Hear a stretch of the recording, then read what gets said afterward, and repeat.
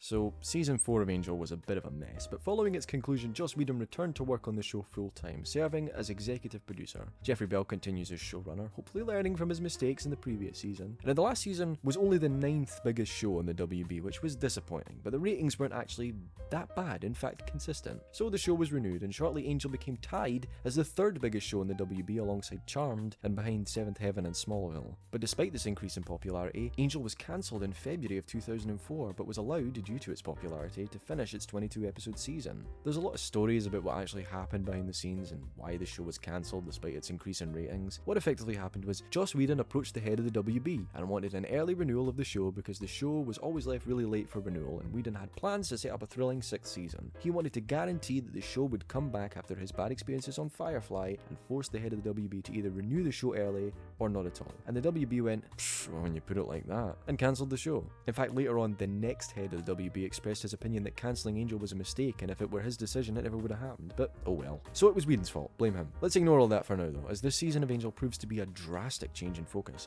Gone are the messy romances and unlikable characters, the piss-poor overarching story that doesn't know where it's going next. In comes a new format, focusing more on individual plot lines, while the main plot develops in the background. This allows the main plot to be brought forward into the spotlight when need be, and pushed back again without losing the format and keeping consistency, and I find it to be really effective, as I'll go into as the season progresses. But let's bring this journey to a close. This is an episodic analysis of Season 5 of Angel.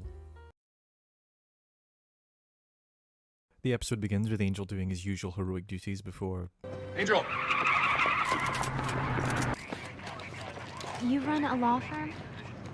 No, well, I mean, sort of. Well, just lately.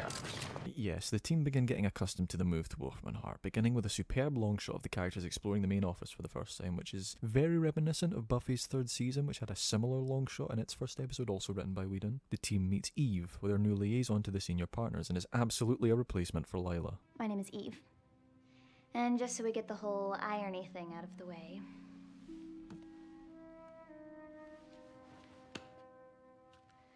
she reminds Angel that his job as the head of Wolfram and Hart is to keep the business running, with saving the world being a secondary objective if he plans on utilising the facilities for any length of time. She approaches Gunn later and hands him a business card straight from the orders of the senior partners. Angel finds out his new secretary is... Hey, boss.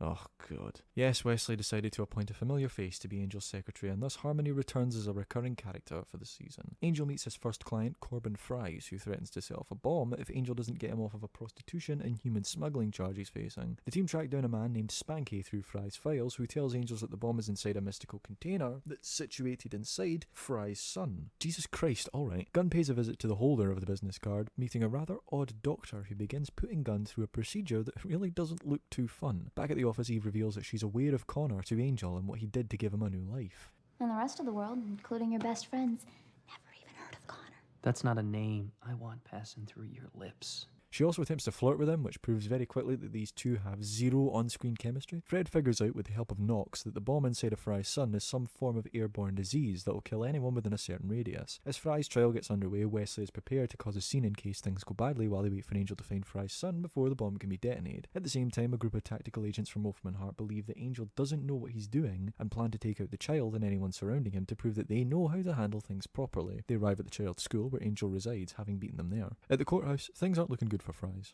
Your Honor, the defense requests one more minute to confer.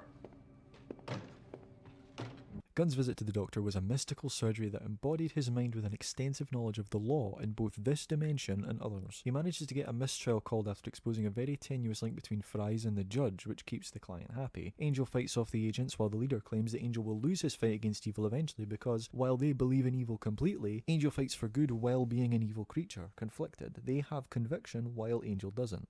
There is one thing more powerful than conviction. Just one. Mercy.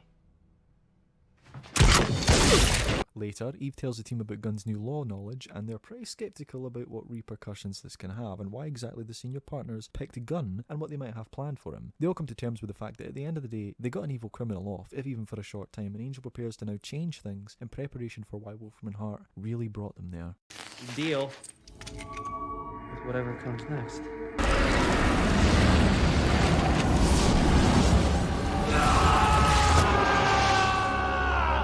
Spike,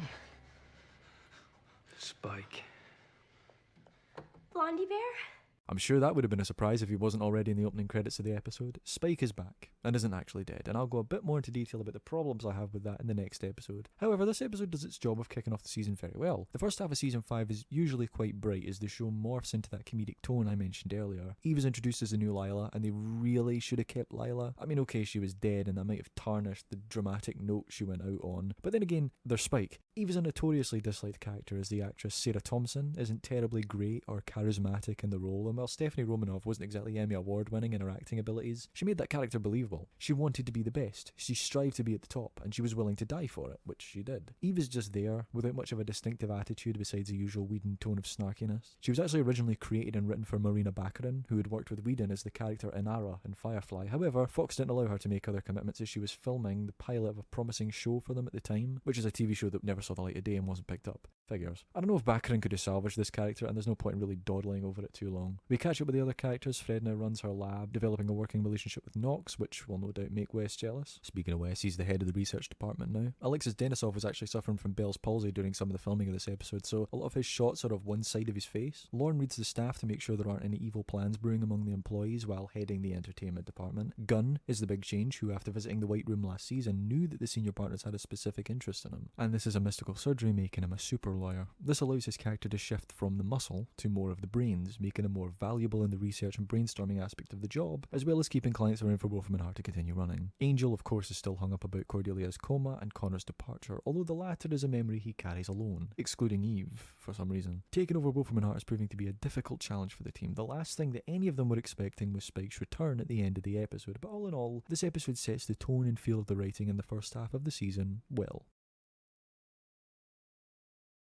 Spike attempts to attack Angel, soon discovering that he's a ghost. It's here where we find out that canonically it's been 3 weeks since the conclusion of Buffy, and that Buffy is now staying in Europe somewhere. Spike wants to find her, obviously, which Angel isn't keen on. In the lab, Fred deduces that Spike isn't actually a ghost, but instead just non-corporeal. He's very much still a vampire, so he can't be properly dead. He's not the spirit of William, but he's kinda mystically dead. Soon Spike disappears into thin air, reappearing a minute later, blaming Angel. He was the one who was supposed to wear the amulet given to him by Wolfram and Hart, and that it could only be worn by a souled creature, which is how the team finds out about Spike's soul. Well, Angel already knew, but the rest of the team. Later that day, Gunn has a meeting with Angel about shutting down departments. This place just goes on, doesn't it? Like a ruddy theme park attraction. I'm in a meeting, Spike. Oh, I'm sorry.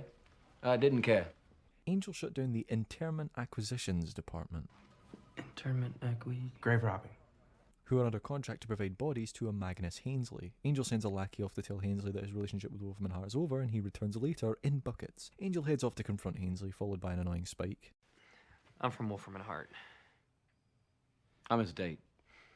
There, Hainsley is revealed to be a necromancer, putting demons inside of human bodies so that they can walk among them. Angel confronts Hainsley, freezing all of his bank accounts with a phone call, and soon he'll be left with nothing. In a last-ditch attempt, Hainsley brings Spike to him and offers him a new corporeal body if he helps him lure Angel back. Spike accepts. Returning to the office, he hears the team talking about what they can do to put him at peace if he really is dead, including exorcism. However, Fred is hesitant to get rid of Spike altogether. That night, Spike comes to Angel when he's in bed and comes clean, admitting that he overheard them and that Hainsley offered to give him a corporeal body. Spike decides he's ready to go and wants Angel to kill him. They head to a graveyard where Angel suddenly begins hitting himself instead of the amulet, and turns out Spike pulled a double bluff. Back at Hainsley's workshop, Hainsley plans to put Spike in Angel's body so that he can unfreeze all his accounts, and then Spike will be rewarded. Spike pulls a triple bluff and instead possesses Hainsley, attacking Angel just for fun.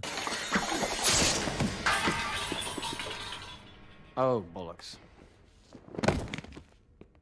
Turns out Angel was aware of Spike's plan to double-cross Hainsley the whole time, as he tells Wes. At the end of the episode, in a desperate attempt for help, Spike goes to Fred, revealing that he can feel himself slipping away from this reality every time he disappears. Full of fire and torment, and it's happening. And I'm terrified. This is a half-decent episode. My main problems are only really concerning Spike's return. I mentioned how beautiful his character arc was on Buffy, and having him sacrifice himself to save the world was a brilliant ending for his character. According to James Marsters, Angel almost wasn't picked up for a 5th season by the WB, and he was brought in to save it after Buffy ended. Apparently they had gotten cancelled, And Joss was going back and forth with network. What about was having canceled? Angel. Angel was canceled. And Joss was like, well, what if we do this? Can I have another season? What if I do that? And then he found, when he said, what if I can get Spike? They were like, oh, well, if you can get Spike, you can go for another scene. And so he called me. Take that with a pinch of salt, as Marsters was never involved with a lot of the behind the scenes stuff on the show. I highly doubt they were going to cancel Angel, even if the show wasn't great in season 4. After all, it's the ratings that declare whether a show stays on the air or not, nothing else. And Angels were consistently pretty good for that network. In the respect of having Angel and Spike together for a full season, I love that idea, and they are far and away the highlight of this episode. But not what he's been doing with them. Out of my chair. Make me. It almost makes the whole Hainsley part of the episode feel underutilized as a result, because this idea of putting demons' essence into human bodies is so intriguing, but it's merely set up and is only used during the climax of the episode. I would have liked to see Hainsley put himself into another human's body and disappear, maybe returning in a later episode. Spike's return does cause some concern for Angel, and not just because Spike is quite literally haunting him, but because Wolfram and Hart gave Angel the amulet, with the intention of it being him that would use it and get trapped in it, which makes him question if taking over Wolfram and Hart was even meant to happen, or if Spike's soul was an unforeseen consequence. But of course, it's the senior partners. They're working their mojo on gun and putting Angel into distress with helping evil clients. I think it's fair to say that they know what they're doing, but whether Spike's return was planned is still up in the air. They're also really inconsistent with Spike's non-corporealism, so he can walk through walls and can't touch anything, but he sits in Angel's chair, and Angel's car. He can't float, that's been established, so can he make contact with things if it's his ass and not anything else? To be fair, it's not the first inconsistent aspect of Spike's character. I really don't fucking miss that chip, I tell you what. This is also Marster's 100th appearance as Spike over the 2 shows, and it's quite the mark to make, shifting over to the other show after dying in a blaze of glory, even if it does kind of undermine the ending of his character arc on Buffy.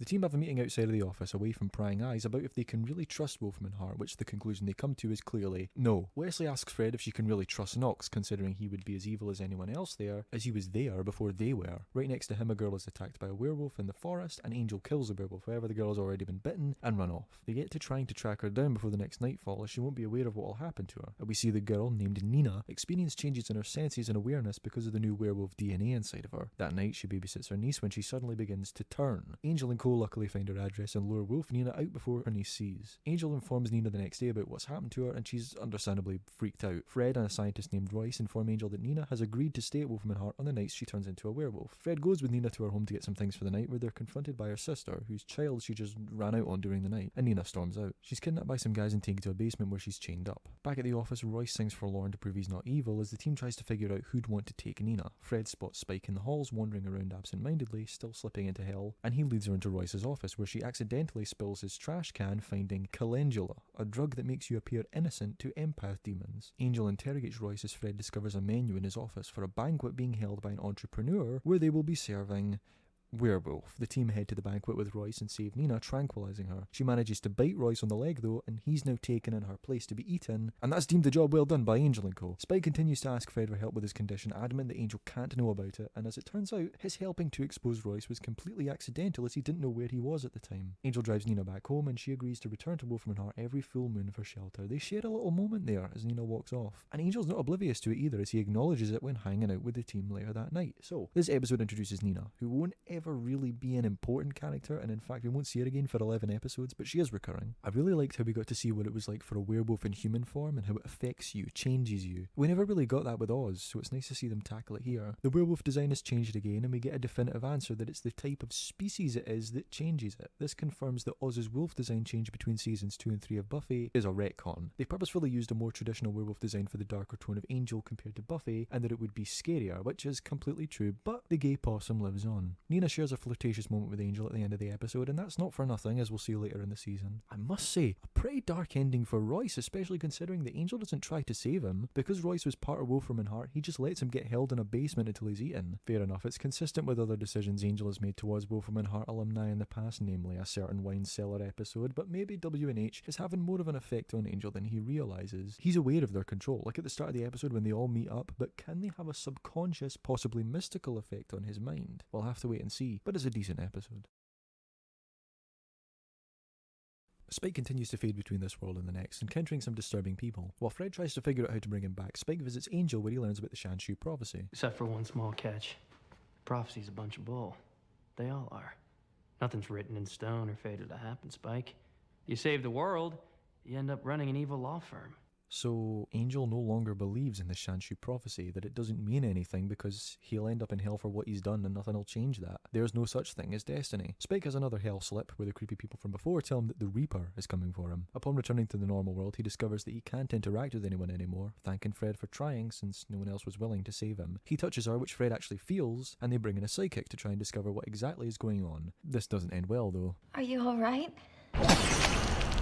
Very grim foreshadowing. Spike manages to focus hard enough to make contact with the shower wall when Fred is cleaning off the blood, telling her about the Reaper. Turns out this isn't the Grim Reaper, but instead the spirit of an 18th century doctor named Matthias Pavane, who would perform unnecessary surgeries on patients, garnering the nickname Reaper. He was killed by Wolfram and Hart in order to deconsecrate the ground with impure blood. The very ground that their early offices was built upon, as it used to be a church, hence the whatever the fucking word is. Wanting to stop Pavane, free the spirits of the people he's using to spook Spike, as well as save Spike himself, Gunn takes Angel to the White Room. Gunn uses his relationship with the Conduit to make a deal, allowing them to make Spike corporeal again. Using Fred's unstable machine, they attempt to do so, however Pavane is thrown to the machine by Spike when he attempts to kill Fred, making him corporeal instead. They can't actually kill Pavane or his spirit will just return again, so Angel just locks him away in solitary confinement for the rest of eternity. As you do. Spike comes back to Fred to thank her in person this time, however there's no way to make Spike corporeal again due to Fred's machine only working one time before frying. He's now able to make some contact with real world objects, but nothing special. So we finally discover that Spike's disappearing act is because of Pavane, however that doesn't help with the fact that he's still incorporeal and mystically dead, since Pavane was able to mess with him in the first place. The most interesting part of the episode is Angel's declaration to Spike that he doesn't believe the Shanshu prophecy, which is the very thing that has fueled his journey since the end of season 1. At what point did he stop believing in this? Well, to be fair, a lot of messed up stuff happened between then and now, and thanks to the false prophecy fiasco in season 3, Angel is right to be skeptical. Spike knows this and is now aware of the Shanshu prophecy. He might even take an interest in it, considering it mentions a vampire with a soul, not Angel by name. Gunn uses his relationship with the Conduit to help the team, although it doesn't work out in the end. Gunn believes that the Conduit is there to help him, when in reality, it's the senior partner's way of communicating with the branch. There's no special relationship there, and Gunn better make sure he's careful about who he makes deals with, as the repercussions can be unpredictable in a place like Wolfram and Hart. All in all, this episode's fine. We don't really learn a lot new when it comes to Spike's condition, but they keep things running in the background.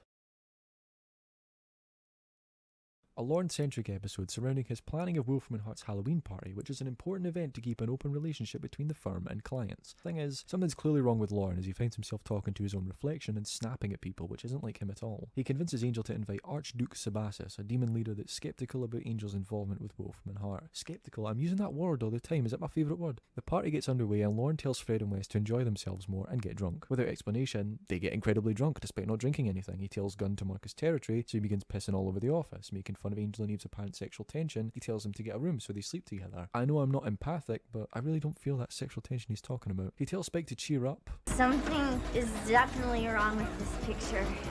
This might be the greatest song ever written.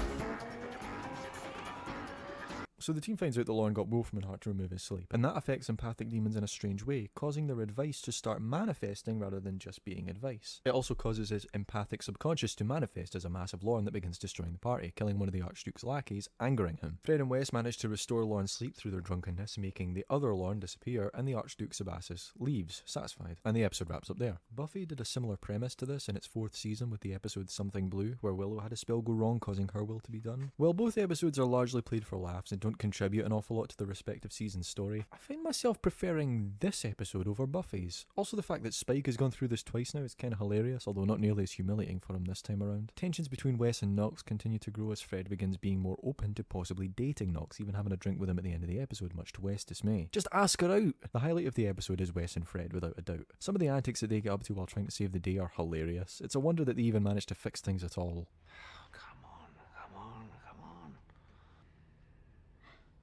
Did you press? Angel has sex for the first time since Darla in season 2, although this isn't much of a monumental moment as that, instead also played for laughs. They've already established, albeit without actually mentioning it, that Angel can sleep with people and not feel pure happiness from it. It was just sleeping with Buffy gave him pure happiness, but the show will actually clarify this later in the season 2. The Archduke's appearance here has more meaning than we realise yet, but he departs on good terms with Angel, which is important to note. It's also good to get Lorne in the limelight again, and Andy Hallett is outstanding yet again. Even though Lorne will continue to be in the show until the end, I find it right here to acknowledge the dedication that talent put into the role, and how much he cared about the fan base dearly. Despite his unfortunate passing 13 years ago, I still find myself loving his performance, and Lorne's character is so purely good that I really treasure the work he did for this show.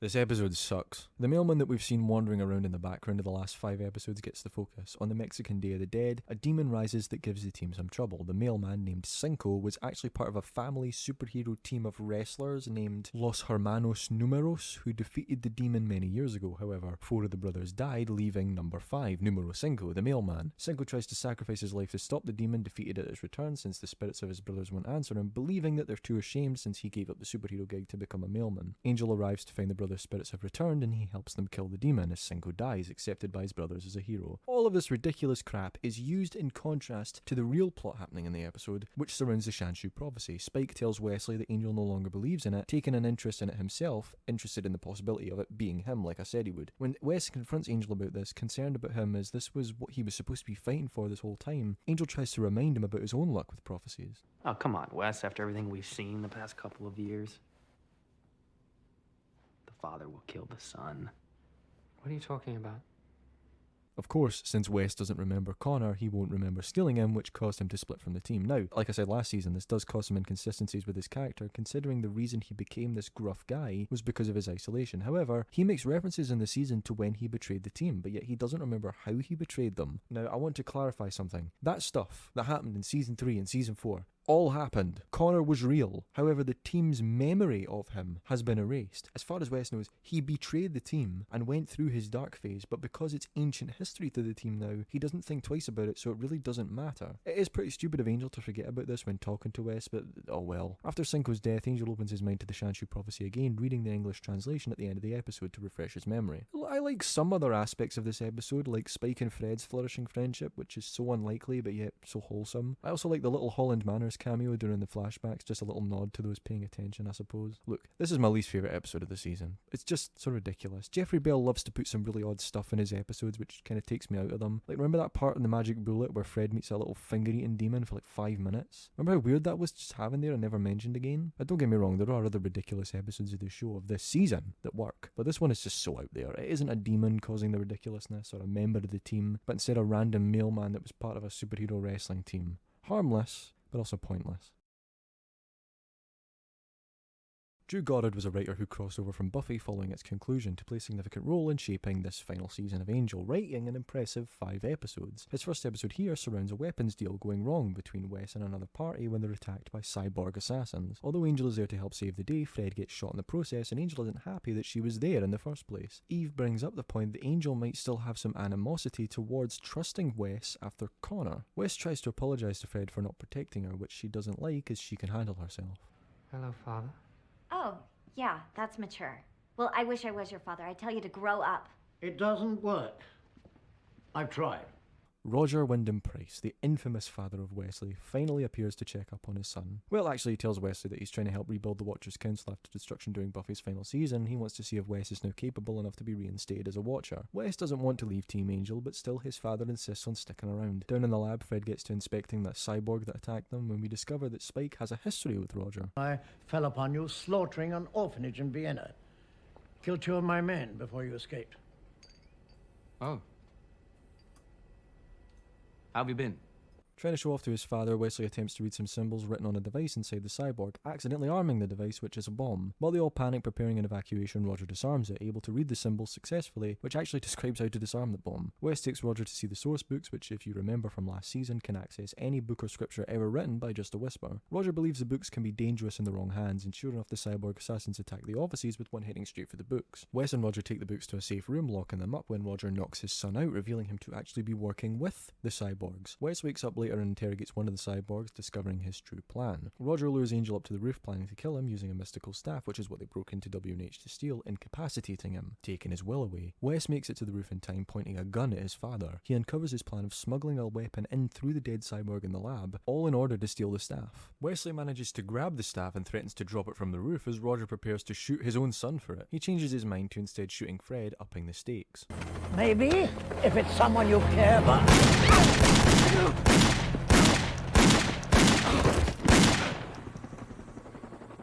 Wesley, without hesitation, shoots his own father when he puts Fred's life in danger in one of my favourite scenes of his. At first he's sickened with himself until it's discovered that this was never actually Roger, but instead a cyborg assassin impersonating him. Wes realises later that night that the cyborgs came through him to get the staff because they believed him to be the most weak-minded. Angel tells him otherwise, coming around on the Connor situation brought by Eve earlier on, because of course Wesley doesn't remember the Connor situation happening. He explains to Fred when she tries to comfort him that part of him must have known it wasn't really his own father, but he tells her that he actually believed the opposite. He was convinced it was him. They share a little moment of silence together after Wes explains his reasoning for shooting him until Knox arrives, ready to take Fred out on a date. The episode ends with Wesley calling his parents and chatting with his very real and non-cyborg dad. I really like this episode, and not just because it's a Wesley episode. We've had Roger built up for seasons, like ever since season 1, and although it really isn't him, it must have been accurate enough for Wes. He's so condescending and hostile towards him, causing Wes to revert back to his old clumsy self at points. The bomb incident being a prime example. I love that scene on the rooftop though, because we all know that Wes still loves Fred, and that moment of zero hesitation to shoot his own father when he puts her in danger is so haunting. Due to his own father's distance, Wes is so deranged to the point where he would kill him because of his love for Fred, who represents everything that his father never gave him: respect and admiration. And Wes logically wants this to lead to love because he doesn't truly understand what love is. That last scene where Knox appears,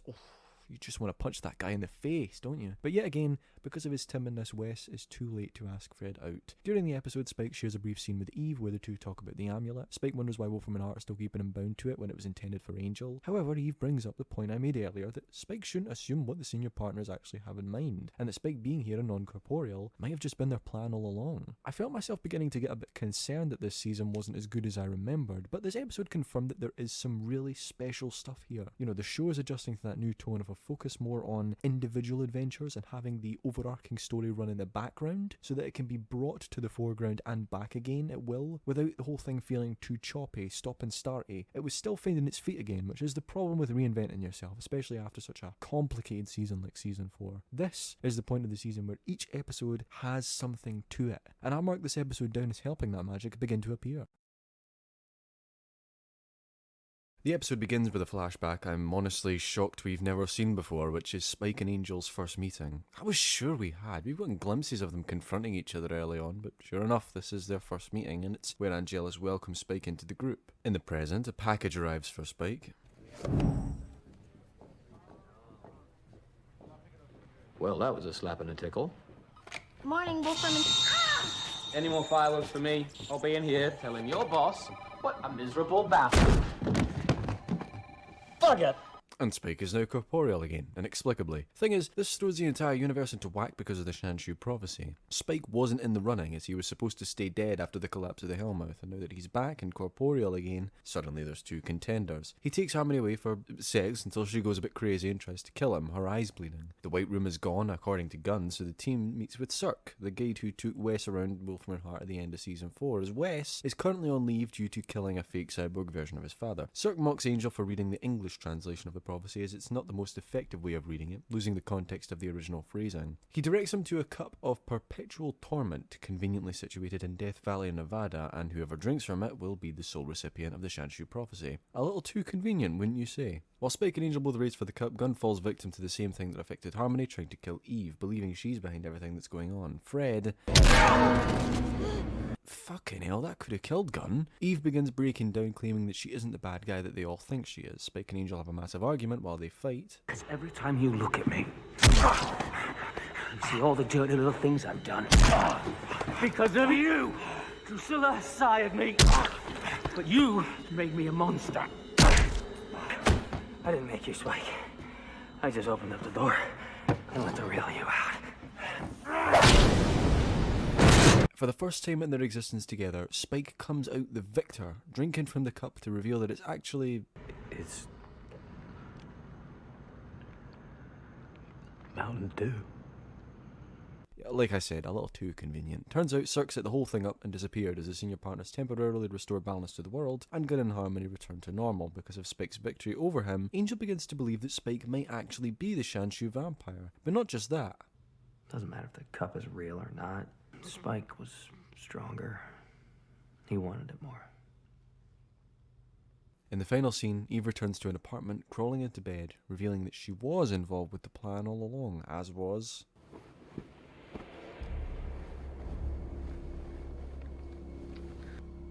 It's a start.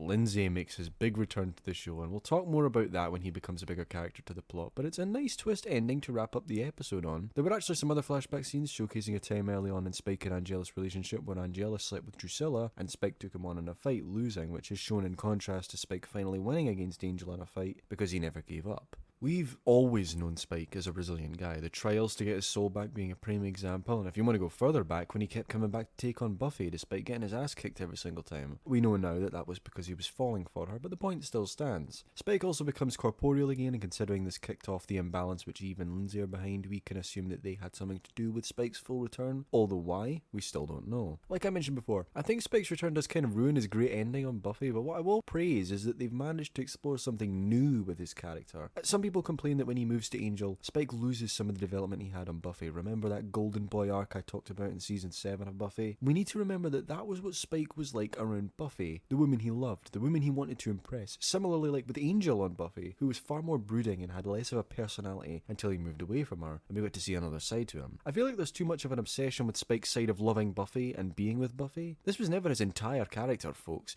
Moving him onto Angel, we get to see him banter with the person he claims made him a monster. There's animosity, and a long complicated relationship there for both of these characters to play off of. This is one of a few episodes this season that relies on the Spike-Angel dynamic, and because of James and David's great chemistry together, it always works. Even with weaker episodes like Just Rewards, it's always the highlight. And they weren't always like that, to be fair. In the Dark was an early episode that proved there was a spark of something great between the two, but was never fully utilised. And it just goes to show that these two really put in the work here, dedicated to the roles. Aside from that, Wes disappears for this episode, which was actually for his wedding to Alison Hannigan, which took place during filming. It works for Cirque to be brought back, and after sending Angel and Spike on a wild goose chase, he flees, and it's one of the only storylines to not really be given a proper ending. Why did he do this? Why did he help Lindsay and Eve? I assume they paid him off. Nevertheless, an interesting glimpse into the relationship between Spike and Angel, and the competition begins for who will become Shanshu.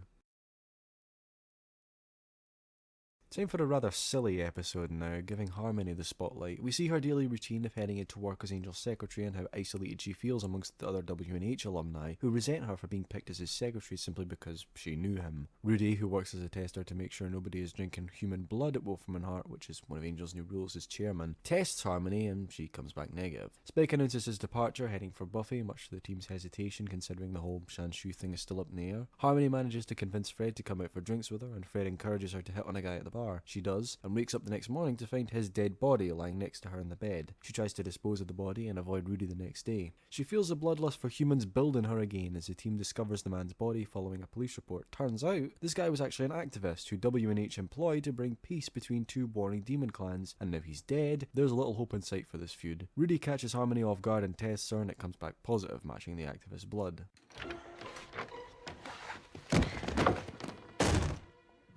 And then, they... Did you just hear that? Hear what?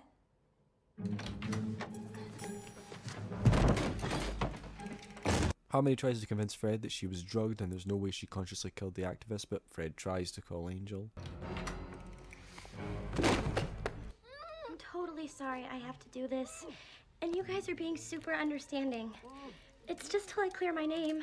Harmony discovers that it was Tamika, another contender for her job, who framed Harmony for killing the activist in hopes Harmony will get fired and she can take her place. Harmony takes down Tamika, staking her right in the middle of the two demon clans, who demand a sacrifice, leaving pleased when they get one. Harmony is scared she'll be fired, but since she technically saved the day, and Angel understands her worry of succumbing to the temptation of drinking from people, he doesn't. In the final scene, Spike returns, who decided not to visit Buffy after all, claiming that it would ruin his big exit, and the two share a drink. The episode's fine, not much of anything here really matters in the long haul. One of the only other things from the plot involves gossip surrounding Fred and her love triangle between Knox and Wes, which is, it's really starting to grow thin for me because you know how much I don't like this plotline, because it's very easy to do for no particular reason other than to complicate your plot further. It's hinted that Fred actually reciprocates feelings towards Wesley when she has a drink with Harmony, although she doesn't outright confirm it. This is a huge moment, although of course they did share that kiss in Soulless that was partly due to Angelus manipulation, but this is the first time where Fred has hinted to the audience that she's interested in Wesley, and we'll get to see that develop develop and become more apparent as the season continues, and maybe it has something to do with him saving her life at the end of Lineage. For the most part, Mercedes McNabb holds this episode up well, and while I'm not a huge fan of her character, this episode's funny, and she steals every scene she's in. It's very reminiscent of the Zeppo from Buffy, but I mean, I am kind of clutching at straws there for a comparison, as we'll soon discover Harmony doesn't actually learn an awful lot from this episode, unlike Xander in that one. One of the highlights of the episode, though, without a doubt, is that cold open, acting as a promotional video for Wolfram and Hart.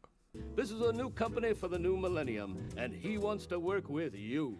If you don't kill, we won't kill you. That's right. No more employee sacrifices.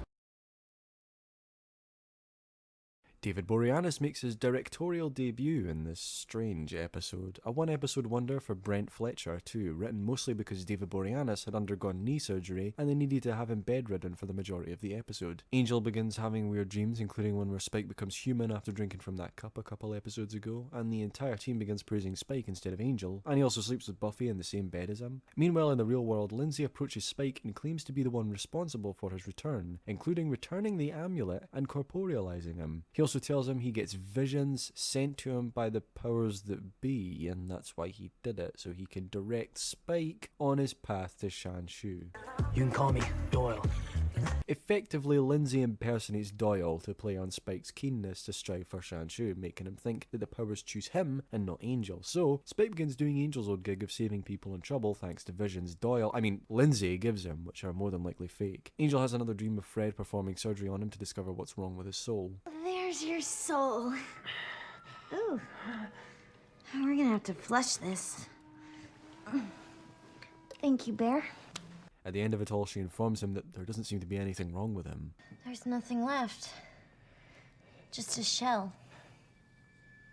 Eve gives Wes a relic for him to study, courtesy of the senior partners. Gunn finds out about Spike's heroic duties, and they track him down to an apartment that Lindsay supplied for him, where Spike declines Wolfram and Hart's help. Fred tries to check up on Angel until Eve reminds her about the work they have on that relic to do, which is absolutely a distraction. Angel dreams of the team turning on him in a performance-like setting until he pulls off this bug creature attached to him. Eve visits and puts a bigger one on him, telling him that it's all a dream. As Angel prepares to stay in his dream forever, ebbed on by the team in his dream, Lindsay has another vision and directs Spike to save Angel from the creature. Angel exposes Eve as the perpetrator as she changed her clothes to disguise herself, corroborated by Fred, who also notices the difference in her appearance. They threaten to turn her over to the senior partners as she's up to something else, and she leaves. The main focus of the episode is Angel's fear of being replaced by Spike completely, both with Buffy being the champion and saving the world. Worried that he isn't the Shanshu vampire after all, despite the fact that he had a direct link with the powers for 4 years and Spike didn't. Well, the show claims that prophecies don't always come true and that fate isn't always a reality in the grand scheme of things. I don't believe this though. I think that was Angel's cop-out from a few episodes back when he told Spike he didn't believe in the Shanshu prophecy, and that's why he's afraid of it not being true. Angel wants to believe he's fighting for something and that Spike can't just swoop in and steal it. Spike, meanwhile, is being groomed by Lindsay to act as his puppet for stirring shit up with Angel. He impersonates Doyle, who Spike actually met, if you remember, but never knew his name, so the trick still works. This entire plotline is a tribute to Glenn Quinn, who passed away during the production of the previous season, and I'm a big fan of it. Lindsay makes his grand return as antagonist, using his relationship with Eve to get him into the door. He uses these tattoos of ancient symbols to remain undetected from the senior partners, who will no doubt torture Lindsay for betraying them and leaving in season 2. He convinces Spike to save Angel, most likely as a way to try and prove himself as the real deal. The team suss out Eve at the end of the episode, although they're still oblivious to Lindsay's presence. Things are getting very interesting indeed. It's a weird episode, but I enjoyed it. A psychiatric patient's meds get mixed up and she escapes from the facility, going on a murderous rampage. The team suspect the girl named Dana is possessed, and Angel investigates, running into Spike, who's been sent by Lindsay after another fake vision. While Spike goes head on in a confrontation with Dana, Angel stays behind and listens to some tapes of her, figuring out that Dana's actually a Slayer, activated after Willow's spell at the end of Buffy. Angel grabs Spike to fill him in on what Dana is, and they head back to the office. Wes contacts Giles, who sends his top guy to help solve the situation. We were just about to... Spike? Oh, for the love of... Spike? Andrew returns, now being trained as a Watcher by Giles in the newly reformed Watchers Council. He updates them on Willow's spell and how Dana exists. Spike leaves to find Dana again, while Angel and Lorne contact a psychic who tells them that Dana was in a psychiatric facility because when she was just a child, her entire family was murdered and she was abducted and tortured for years. This was Stephen DeKnight, right?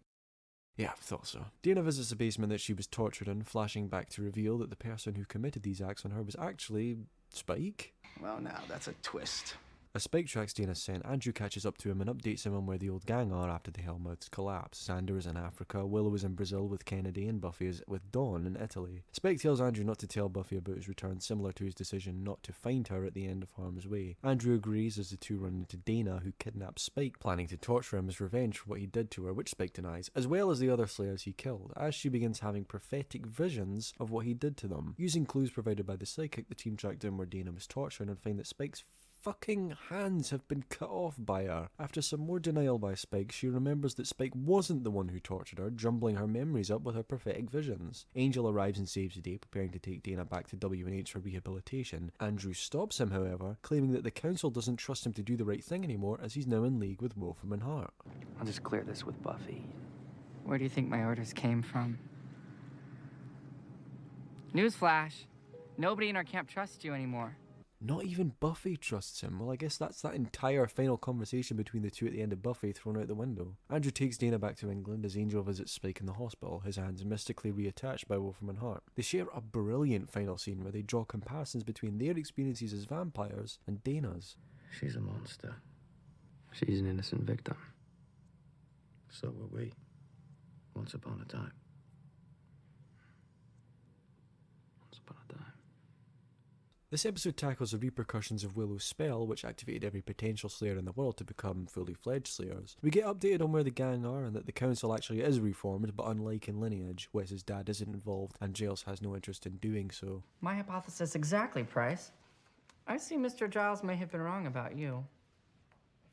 While discussing Eve's plot against Angel in the last episode, Gunn is actually the one of the team to seem skeptical about her involvement with the bug creature. And last episode, Angel dreamed about him resembling the big cat from the White Room, showing that there's definitely something about Gunn's involvement with the senior partners that's rubbing off on him. Perhaps he's growing attached. And at this point in the season, Stephen DeKnight and Drew Goddard form a sort of unofficial partnership together, writing the majority of their episodes together from this point forward. They actually complement each other well, and while it's obvious that DeKnight had most of the involvement in this one, specifically with Dana's backstory, Goddard keeps things familiar, as the inclusion of Andrew feels sort of melancholic. We found out that the gang no longer trusts Angel anymore after joining Wolfram and Hart, and that Buffy ordered Andrew to take Dana back to England and as far away from Angel as possible. Now, this was originally supposed to segue into the next episode, which went through a drastic change quite late on to become something else entirely, and in my opinion for the better. But first, to conclude my thoughts on this episode, I like that the show tries to explore more of what happened in Buffy's ending, and that it isn't afraid to cross over with Buffy even if that show ended. Good episode. In the 100th episode of the show, Angel gets fed up with chasing after Wolfram and Hart clients and decides he wants to quit. Gunn actually tries to convince Angel that staying at Wolfram and Hart is a better decision and that he wants to stay, which makes Angel suspicious of him again. Out of nowhere, the comatose Cordelia has a vision of something that wants to kill Angel, waking her up. The team receives a phone call, so Angel and Wes head to the hospital to pick her up. It's so good to see the original three back together again. Well, the revised original three. Woo! Great shopping! I love that idea because, you know, I'm not so ready to go back to the hotel yet. Not a problem. Cordelia confirms that she remembers everything from when she was possessed by Jasmine. Fun fact, this is actually the first time Wes and Cordelia have properly interacted since Season 3, Episode 14, which is when Cordy leaves to go on her vacation with Gru, right as the false prophecy was unveiled. They take Cordy back to the office where she meets the rest of the team again, inquiring about Connor. So Wolfram and Hart's spell didn't work on Cordelia, presumably because she was either unconscious at the time or because she's a higher being. The team leaves and Cordy updates Angel on her vision. Eve appears listening in and Angel isn't welcoming, wondering how she got back in the building as she's been banned. Cordelia susses her out pretty early on. I'm Cordelia Chase. Oh. My name's... I didn't ask. Eve leaves and Cordy is critical of Angel's decision to join Wolfram and Hart. Angel, do you realize what's happening? You've made a deal with the devil. Oh, come on, Cordy. You're being a little over-dramatic. It's not that. I gotta go. Everything's in place. I'll drop the paperwork. Eve contacts Lindsay and confirms that Cordelia is awake and that her vision is going to lead Angel to him, spoiling their plan. At the office, Cordelia watches a video of Doyle, specifically the one she filmed as a commercial shortly before his death in Hero, and Angel shows up. The two connect over their memory of Doyle, and Cordy finally understands the reason for his sacrifice, so that Angel could keep fighting. First soldier down. Yeah. Angel admits that he took over Wolfram Heart so that he could give Connor a normal life, as he was too far gone to save. They share a moment together, remembering their plan to meet up at the end of season 3, which never happened, where they more than likely would have confessed their love for each other. Through research, Wes discovers that the symbols Cordelia had a vision of are protection runes, designed to conceal something from all known detection spells. Cordy runs into Spike, who tries to kill her, stopped by Angel. Spike notes that Cordy didn't taste evil and that he was told she was. Looks like Tattoo Boy was wrong this time. Wait, tattoos? This guy with the visions, do you have a name? Called himself Doyle.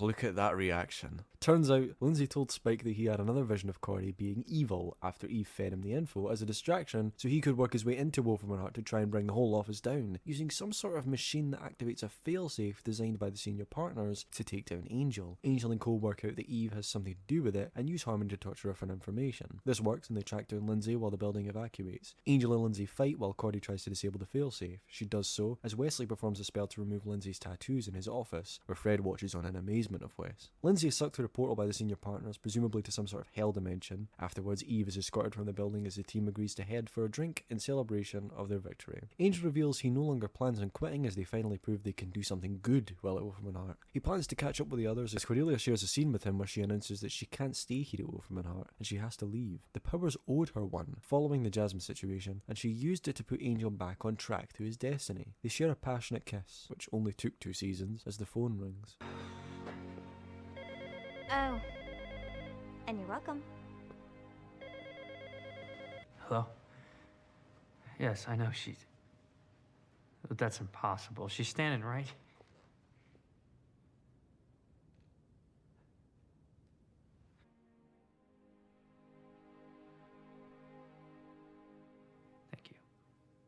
This is a beautiful episode, it really is. This pays tribute to the very beginnings of the show, with the whole Doyle plotline reaching its climax, along with both Lindsay and, more importantly, Cordelia's return. Season 4 ruined her character completely, and I'm thankful that, at the very least, they were willing to try and rectify it in this episode. Although this wasn't supposed to happen, like I mentioned last episode. Originally, Sarah Michelle Gellar was to return, and the episode would have been based around Spike and Angel fighting over Buffy's affection, although Sarah was unavailable due to personal reasons, and the episode was reworked to bring back Cordelia instead. And while that original episode was more than likely completely finished writing-wise, a script has never surfaced, unfortunately. Carpenter only agreed to return to the role if they didn't kill off Cordelia, which she was promised wouldn't happen. Of course, she was tricked, and it did, and she wasn't happy. Although after thinking it through, saw this as the best way they could have killed Cordy off if they were really going to do it. I'm glad they brought Cordy back, although I would have preferred if they just brought her back permanently, of course. The budget was probably stripped thin after Masters joined the cast, which he blames himself for, requesting a higher payment for his performance, and he claims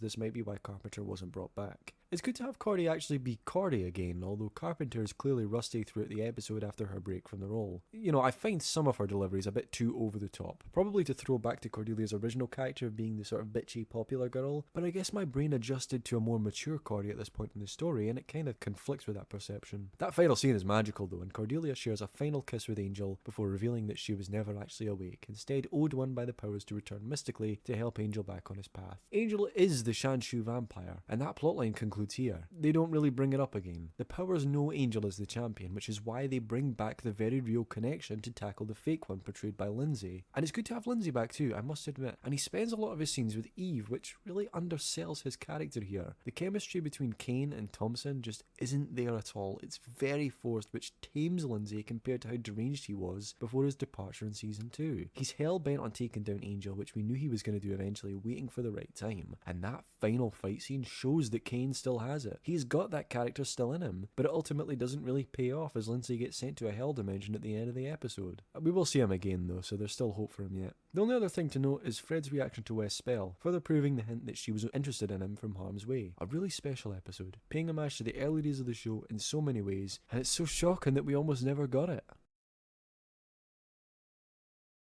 A mostly flashback episode now where we see Angel in 1943 being approached by the Demon Research Initiative to save a crew aboard a German submarine that they've managed to secure, which has been stuck in enemy waters. No human being can withstand the depth of the water to rescue them, so they pretty much force Angel to work for them, hearing his tales as Angelus to know that he's capable of holding his own should anything go wrong. He meets the crew there, led by Lawson, who are trapped aboard with something that's trying to kill them, and it's not the Nazi soldier who they've taken hostage either. No, it's...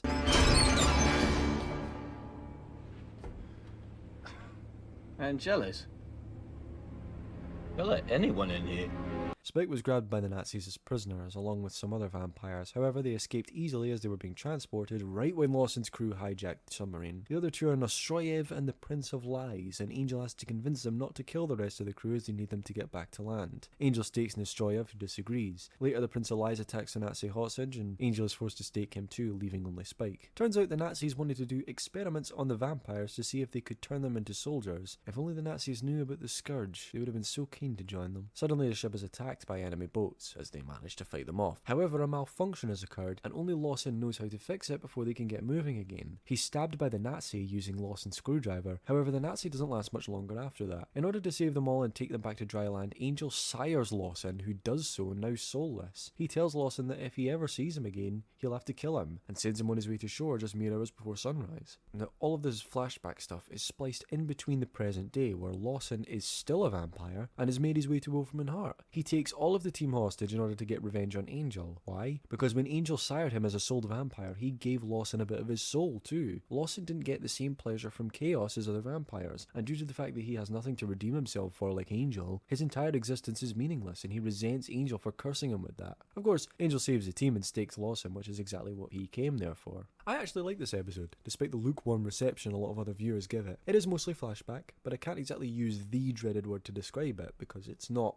filler. One of the main themes of the season is Angel's reason for redemption, and the repercussions of how he can achieve that at Wolfram Hart. We've seen with episodes like Season 2's Are You Now or Have You Ever Been, that throughout his time between being ensouled and meeting Whistler, the Angel didn't really have a reason for existing either. At the time when he met Lawson, he was the very thing that he would make Lawson become. He lived amongst humans, but didn't have any reason to really care for them. He was forced into it by the Initiative, who would actually eventually evolve into the Initiative that would be featured heavily in Buffy's 4th season, a nice nod there. Angel found his true path to redeem his past actions, but Lawson didn't have that. Sure, he killed people following his siring, but because he never really enjoyed it in the first place, and because he still doesn't properly feel emotions due to only having a little bit of Angel's soul, there is no redemption, just existence, void of a reason. I will say, for the most part, the plot is ridiculous, like having the military seek out Angel to complete a top secret mission, and the whole part soul thing is very strange. Also, the fact that Angel's downfall doesn't happen earlier here. He literally drinks from a human being, presumably for the first time since his ensouling, yet it's not until the 70s when he does it a second time that he actually breaks down. I think what they're going for was that Lawson was sired because it was the only decision Angel could make, whereas in the 70s, well, that was pure temptation and needless for Angel to do that. It still doesn't make much sense, but that's because DeKnight wrote some of this, clearly after having watched The Hunt for Red October, because it reminds me so much of that film. Spike and Angel meet on the sub, and this is presumably the last time they see each other before Season 2 of Buffy, when Spike arrives in Sunnydale. It's before Spike really started to resent Angel, still wanting to have some sort of friendly relationship with him, which is quite interesting to see with an ensouled Angel. One other thing to note is that at the start of the episode, Gunn has a problem trying to remember some legal jargon that the Dr. Sparrow put in his head. This is a sign of something that will be continued in the next episode, and I like that they hint at it here first rather than just introduce it in the episode that he takes action on it. You'll see what I mean. This is a fine episode. I enjoyed it, but certainly not one of the greatest of the season.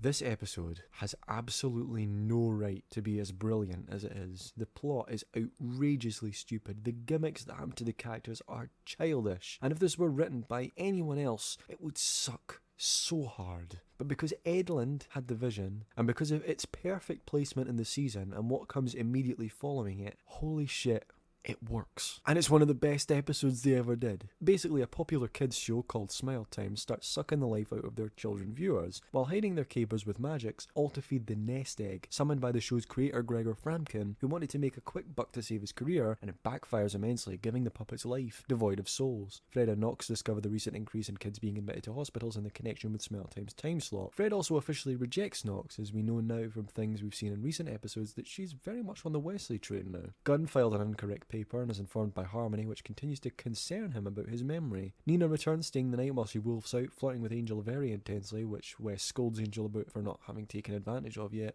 I'm the guy in the dark corner with the blood habit and the 200 years of psychic baggage. Get over it! Why are you yelling at me? Because... It's here where they officially define that Angel can have sex with other people and that it was Buffy that caused him to lose his soul, giving him perfect happiness. What? 99.999 ad infinitum % of the best relationships in the recorded history of the world have had to make do with acceptable happiness. Angel heads to the Smile Time offices, discovering the nest egg, which hits Angel with a beam of light, turning him into...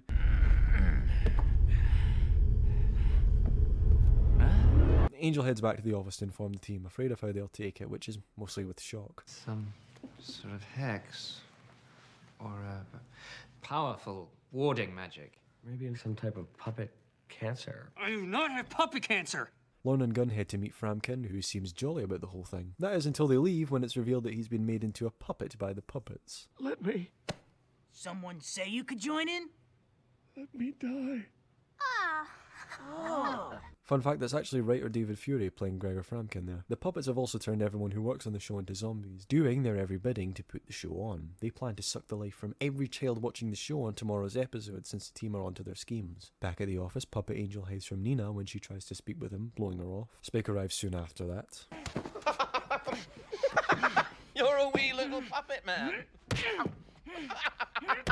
Ow! Angel apologises to Nina, showing his puppet condition, which she's not too surprised by since becoming a werewolf happened to her. He tries to explain that he's not great at relationships, but he's willing to give it a go. I'm paying better attention to... He manages to pull himself together, quite literally, and find Lorne. Lorne. My little prince.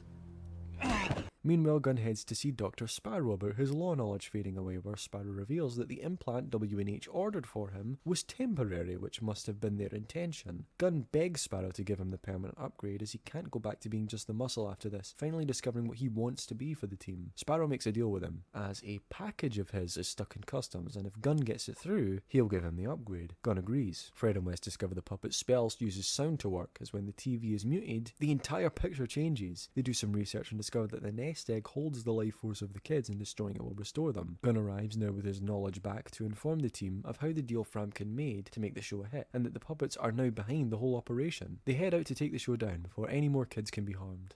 It's smile time! No, it's not. It's time to kick your ass all the way back to hell. You! Hey, man, you're ruining the show! I'm not kidding, that is a top 10 moment of the entire show for me. That dog getting decapitated fucking kills me every time. While Gunn and Puppet Angel take down the puppets, Fred and Wes try to break the nest egg, being attacked by Ratio Hornblower, effectively the big bird puppet of the show. They manage to overcome it and restore the life force of the kids. The next day, Angel goes to visit Nina in her cage, telling her that the puppet magic will wear off in the next few days. He also asks her out, which she accepts, and they head off to have their first date. In the final scene of the episode, Wes returns to his office to find Fred. Oh, screw it. Is that clear enough for you? Not even close. Self-esteem is for everybody. Self-esteem is for everyone.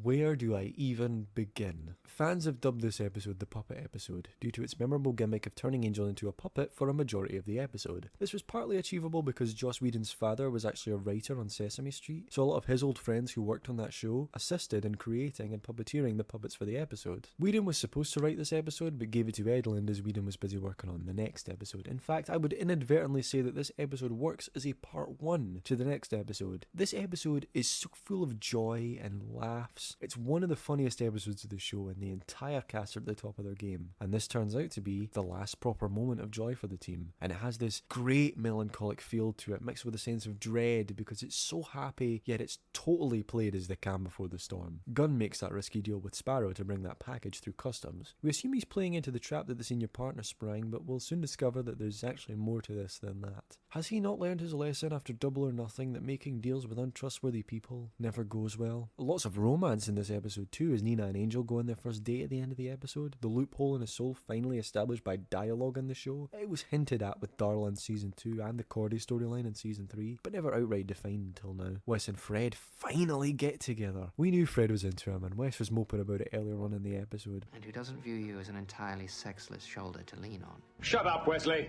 But these two characters, who were so clearly written for each other, are finally together. I love that final scene. It's the perfect ending to the episode. I wonder how Knox will take this news. This is another special episode with a unique premise and brilliant execution. And I'm not just talking about that scene with the dog either. Such a blast to watch, and the last moment of pure comedy and hilarity before We open to a flashback of Fred preparing to leave Texas for Los Angeles. Her parents begin to worry about her safety, however she promises to lead a boring life. Cut to the present, where she uses a flamethrower to destroy some demon eggs with the help of Wesley, and the two share a romantic moment together after completing the mission. At the lab, a mysterious sarcophagus arrives, and a confused Knox accepts it, as it's already been signed for. The next day, Wes visits Gunn. 3 little maids from school, 3 little maids. Zen, you don't stop with all the ladies in the... They share a bit of banter over Wes's new relationship with Fred, where Gunn tells him that he approves of it. Gunn has managed to track where Lindsay was staying prior to his being sucked into a hell dimension. Meanwhile, Spike and Angel are in a heated argument. We're bigger, we're smarter. Plus, there's a thing called teamwork, not to mention the superstitious terror of your pure aggressors. Want it to be the way you want it It's not about what I want. Sorry. Is this something we should all be discussing? No. Look, if cavemen and astronauts got into a fight, who would win? Ah. And Spike decides that he wants to leave the office, wishing to work for Wolfram and Hart elsewhere, funded by Angel. Fred discovers the sarcophagus and finds herself curious about its presence.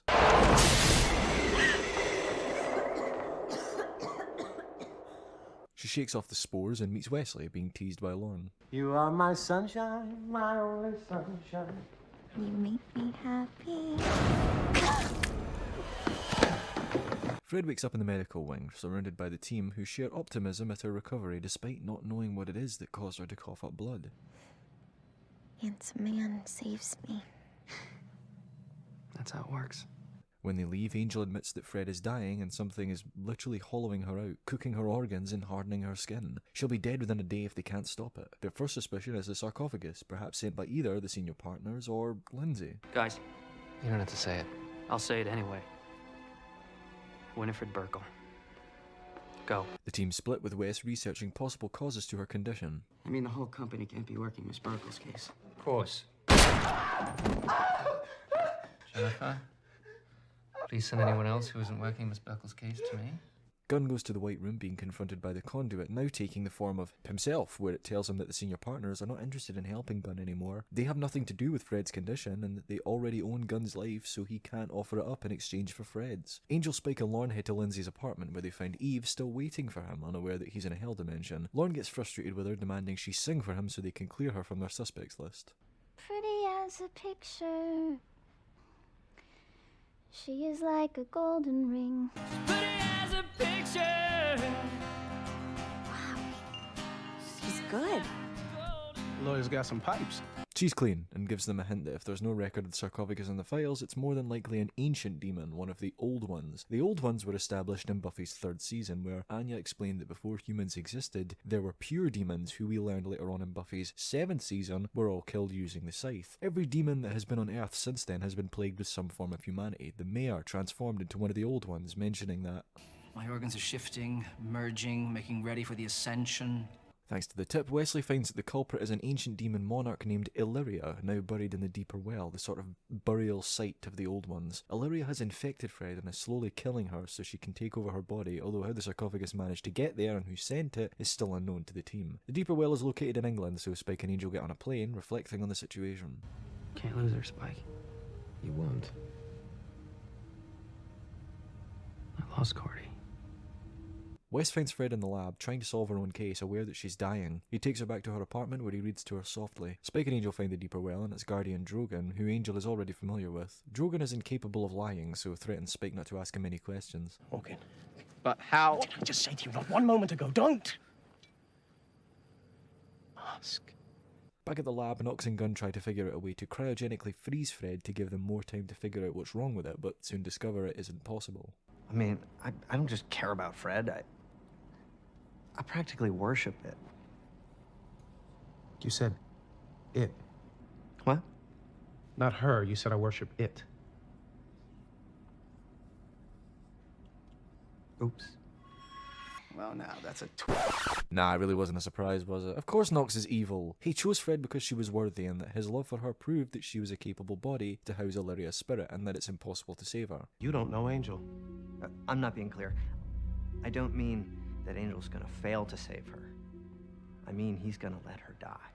Gunn is outraged until Knox reveals that the person who got the sarcophagus through customs was Gunn, in exchange for his legal knowledge. He set the plan in motion. Angel and Spike learn that Illyria's essence can be returned to the deeper well using a spell, but of course, there's a catch. Fred will be saved, but every single human being in between LA and England will get infected by the essence and die a horrible, painful death. They can save Fred, but tens of thousands of people will die as a result. Angel goes back and forth on the idea, eventually coming to the conclusion that he can't let that amount of people die just to save Fred, or else he isn't the champion that the powers believe him to be. Spike takes a look down the deeper well. There's a hole in the world. Feels like we ought to have known. Back at Fred's apartment, Wesley confesses his love to Fred. She begins to weaken. Wesley, why can't I stay?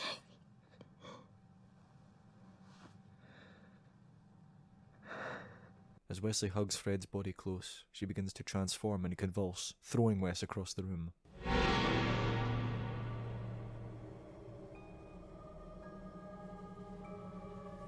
This will do. This episode is tremendous. While I'm aware that it's technically a two-parter with the next episode, I had to look at these separately due to the drastic shift in tone and focus. This episode starts continuing the brightness of Smile Time with the silly gags about astronauts and cavemen to lull you into a false sense of security. Cavemen win. Of course the cavemen win. The sunshine scene is the turning point of the episode as the team rush to try and save Fred. Gunn discovers that he's responsible for putting the plan in motion due to his determination of keeping the law knowledge. He acted selfishly for just a second in Wolfram and Hart, and someone took advantage of it, Dr. Sparrow, who I'm sure Gunn will confront next episode. Knox is really the one who's behind this plan and even tries to hide it from the team, accidentally letting it slip. Angel is met with the option of saving Fred but killing loads of people in exchange and believes that Fred probably wouldn't want that, to feel responsible for the deaths of so many people. This is the price Angel pays for going to Wolfram and Hart, the sacrifice of one of his team, something which he felt all the way back at the start of the show with Doyle's death. It's a harsh reminder and it's heartbreaking. Amy Acker acts her ass off in this episode, and Alexis Denisov, as much as I love the guy, really struggles to keep up with her at points. He can't really cry on command, and it's really obvious when he buries his face in Fred after she dies, just kind of whimpering. Oh, it doesn't ruin the episode, far from it. This is still brilliant. Whedon has always portrayed Wes and Fred as his sort of Romeo and Juliet, and it can get sappy at points. There was a deleted scene from Waiting in the Wings in season 3 where Wes imagines himself and Fred doing ballet on stage just to hammer in how much of an old-timey tragedy love story these two were always meant to have. Originally, Whedon wanted Giles to return and have him be the one to explain that Fred can't be saved without killing lots of people. However, the network literally couldn't afford to fly Anthony Head over to America and pay his salary, so Drogon was introduced as a substitute. We will see Drogon again, so he wasn't just an afterthought. Illyria rises at the end of the episode, and we'll talk a bit more about her and what purpose she serves in the next couple episodes, as her appearance means a lot more to Fred's death than just a one-off cliffhanger. A tragically beautiful episode, working best in sequence with Smile Time to show the stark contrast in where the team are, and reminds both them and the viewer that Wolfram and Hart is a place of pure evil, and not always by the hands of the senior partners.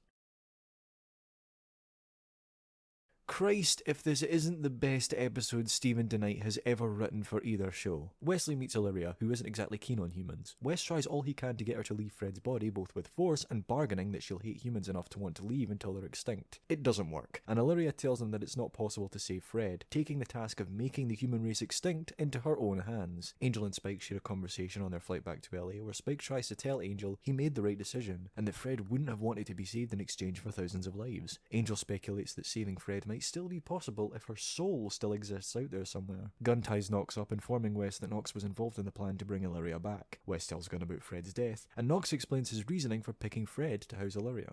She was the most beautiful, perfect woman I ever met. That's why I chose her. She's the only one that was worthy.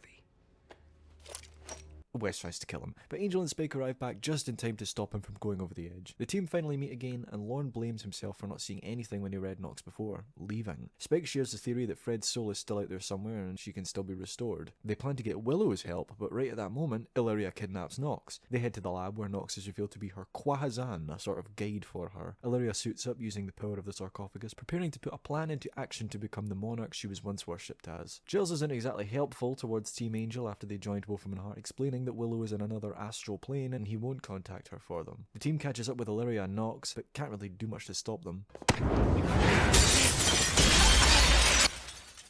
it's been a while since we've seen Angel go out a window. Illyria uses time-altering abilities to easily escape. Wes and Harmony head to the lab to look for clues as to where Knox would go with Illyria, sharing a nice little scene together.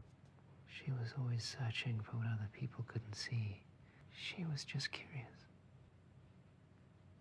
I think I hate her a little for that.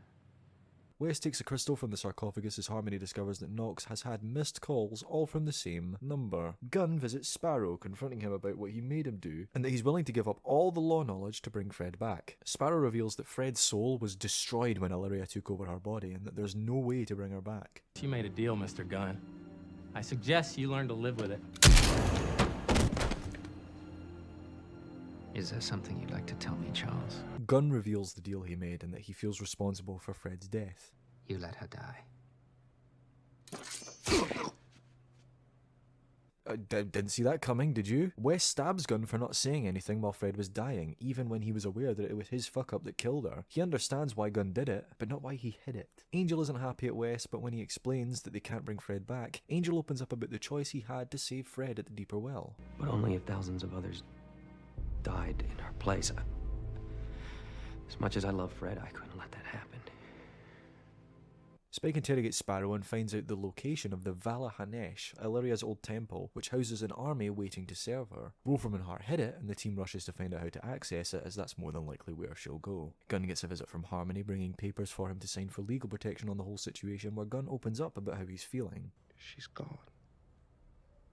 And she's not coming back. Because of me. I did this. And I'm sorry. Knox tries to perform a spell at a local bank to open the gate to Illyria's temple, but the team is quick to arrive before she can head through. Knox taunts Angel that if he wants to save the human race, he'll have to save him too. Because that's what people do. That's what makes us...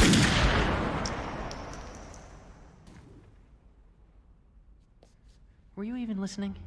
The team takes Illyria on again, but with not much luck. That is until Wes pulls out that crystal from earlier, forcing her to flee to her temple, and Wes follows. There she finds that her army is all gone, having died centuries earlier. Illyria is upset, and Wes points out that she now feels what he feels, grief, the very thing she mocked at the start of the episode. She flees wishing to be alone, and Wes heads back to the bank. Spike decides he no longer wants to leave LA, as it's what Fred would have wanted. The fight's coming, Angel. We both feel it.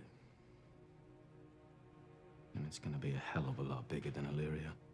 Wesley packs Fred's office up as Illyria returns to him, pushed by what Wes said to her earlier. There are still fragments of Fred inside Illyria, not enough to bring her back, but she retains all the memories and feelings of her. She knows Wes was important to Fred. If I abide, you will help me. Yes. Because I look like her.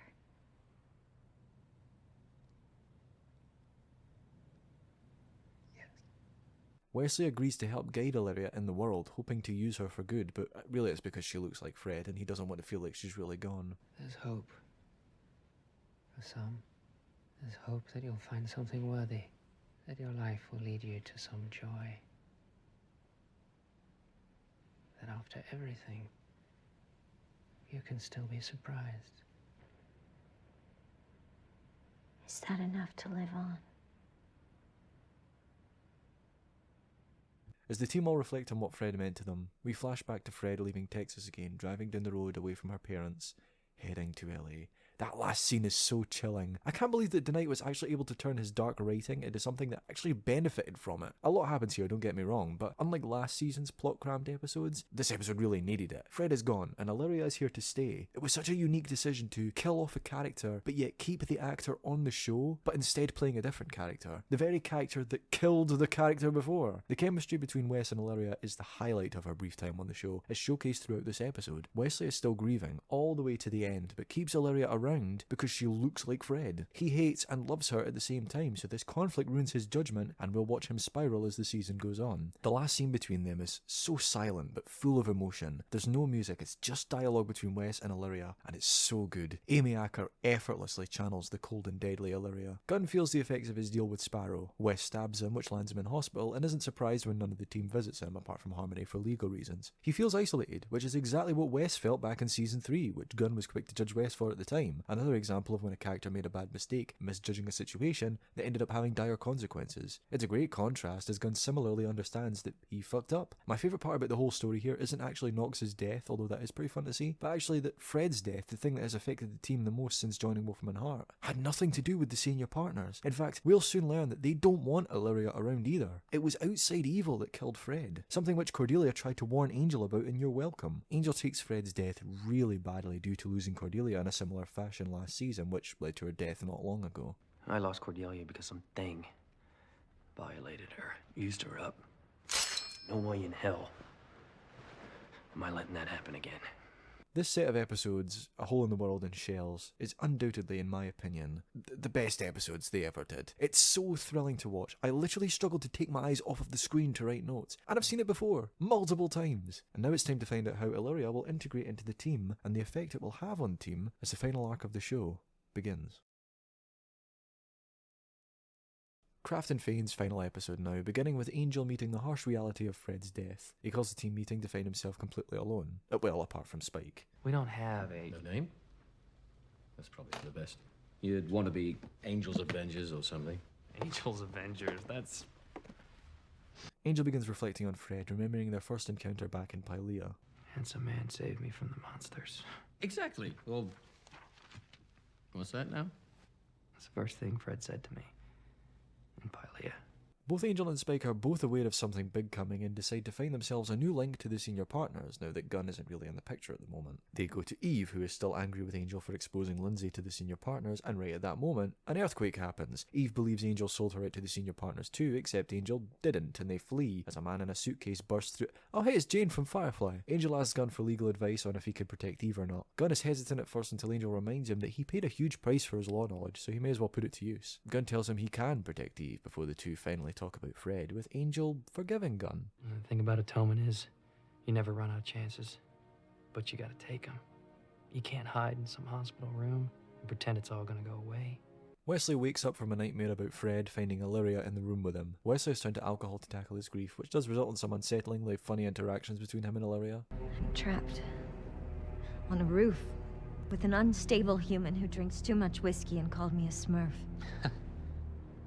The two discuss humanity and its weaknesses, bonding over it as now Illyria has to come to terms with the fact that she's no longer worshipped, doomed to be trapped in a world where she isn't valued, just another demon in a world full of them. Back at the office, Eve reveals a bit more about herself and that she's an immortal, courtesy of the senior partners, acting as nothing more than a middleman between them and the LA branch of W&H. The person who knows the most about who the senior partners are and what they stand for is Lindsay. He knows something that the senior partners really don't want Angel to know. Gunn returns informing them exactly where Lindsay was sent and how to get him back. A holding dimension filled with unspeakable evil.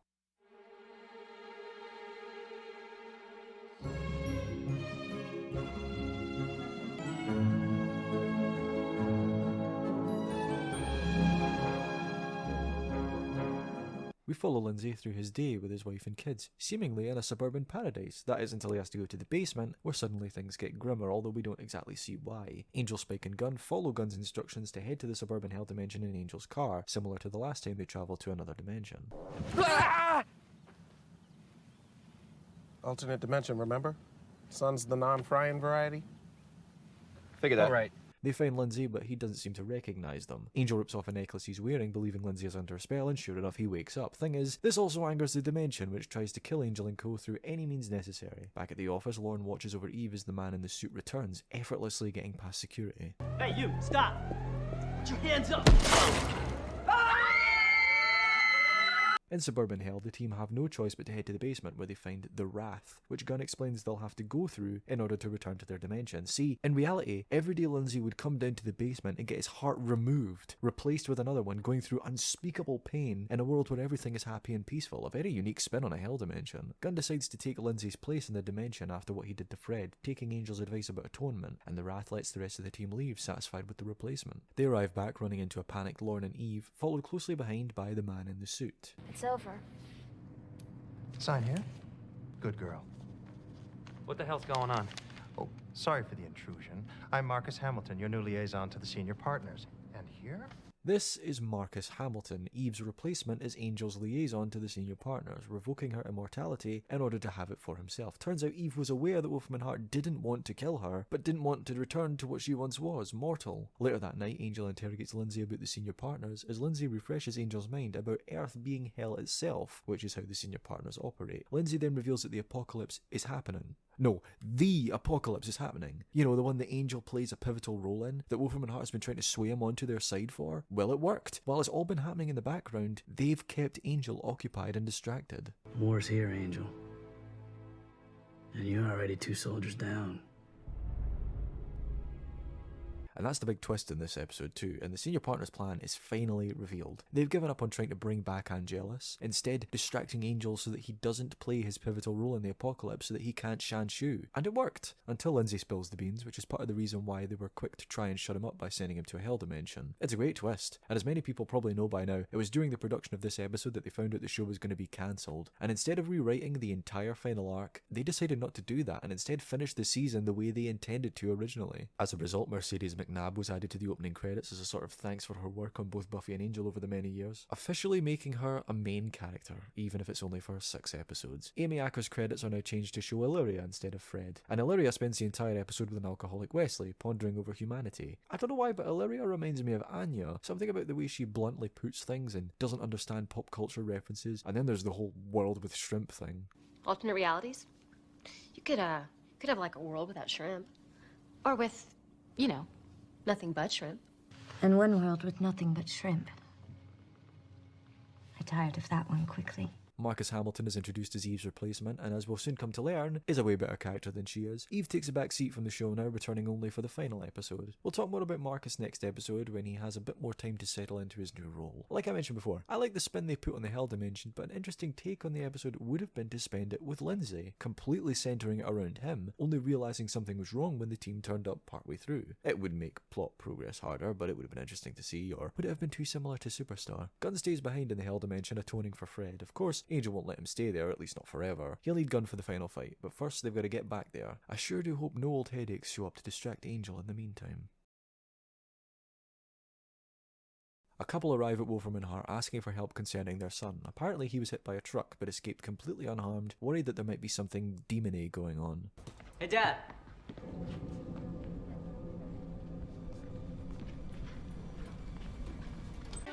No. Oh, God, no. No, please, God! It's fucking Connor. Christ, I thought we were free. No, of course he wasn't exactly finished as a character now, was he? So he's back in hopes to tie him up before the end of the show. Angel refuses the case, which confuses Wesley. Spike begins testing Illyria's strength per Angel's orders, proceeding to get the shit kicked out of him in the name of science. Angel talks with Marcus, where he tells Angel that this isn't the senior partner's doing, and an outside source is trying to get Angel's attention and is doing it through his son. As Connor and his new family are attacked by demons on the way home, Angel arrives to save them, agreeing to take their case. As Connor gets shown around Wolfram and Hart, Filthy harlot! I'm gonna tear your neck out! yeah, they run into Spike and Illyria, and Connor takes an interest in Illyria. This one is lusting after me. No, I guess I've always had a thing for older women. We're supposed to fix that. What? Nothing. Wesley discovers that the demons that attacked Connor were sent by Cybus Vale, and Angel insists on going alone to confront him. This begins to make Wes suspicious, as it's almost like Angel is hiding something. Angel does visit Vale, a terminally ill demon who's responsible for constructing Connor's new life. He's the one the senior partners came to fulfill Angel's deal. The reason why he's lured Angel to him is because he wants someone dead, a demon named Sajan.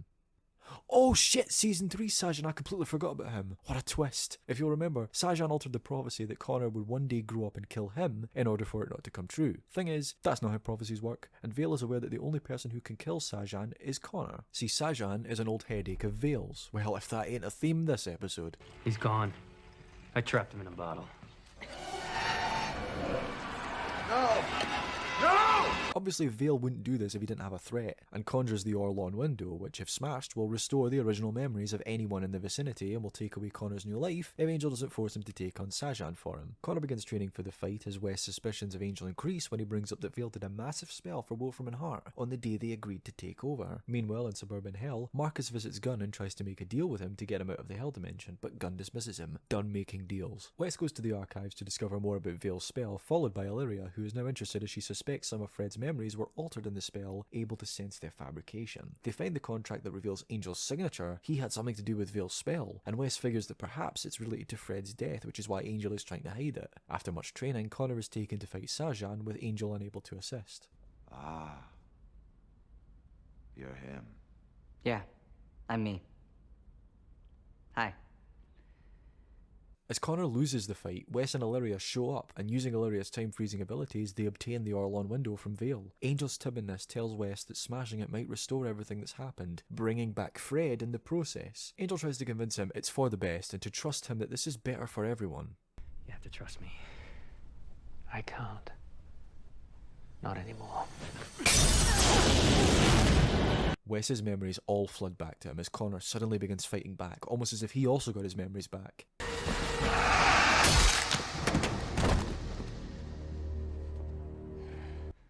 Whoa. You see that? I went all hardcore there for a second. That guy made me really cranky. Connor continues to act like his new self, indicating that he actually didn't get his memories back due to Vale's spell to prevent Angel from helping him. As Wes comes to terms with his new memories and the fact that he betrayed Angel to kidnap Connor, Connor bids Angel farewell, thanking him for helping him figure out he's more than just human. You gotta do what you can to protect your family. I learned that from my father.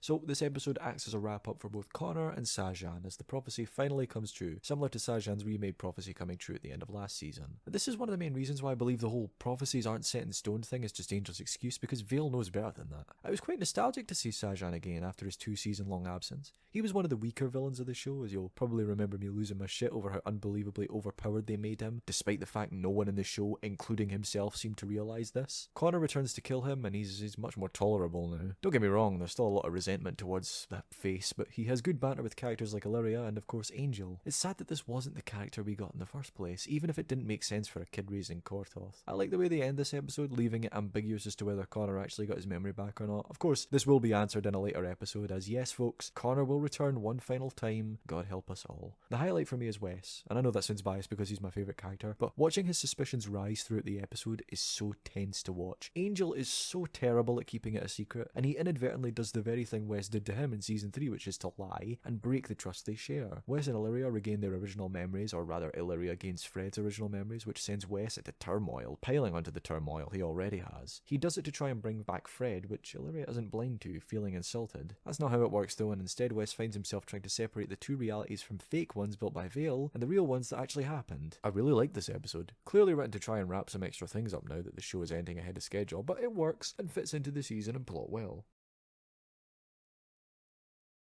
Illyria effortlessly rescues Gunn from the Hell Dimension, with the Wrath actually taking his place after Illyria puts the necklace on him. She tries to use Gunn as leverage to hold over the team, doing it on her own accord, and Wesley acknowledges their debt. Wes and Gunn make up as Wesley seems to be going a tad insane looking through his books.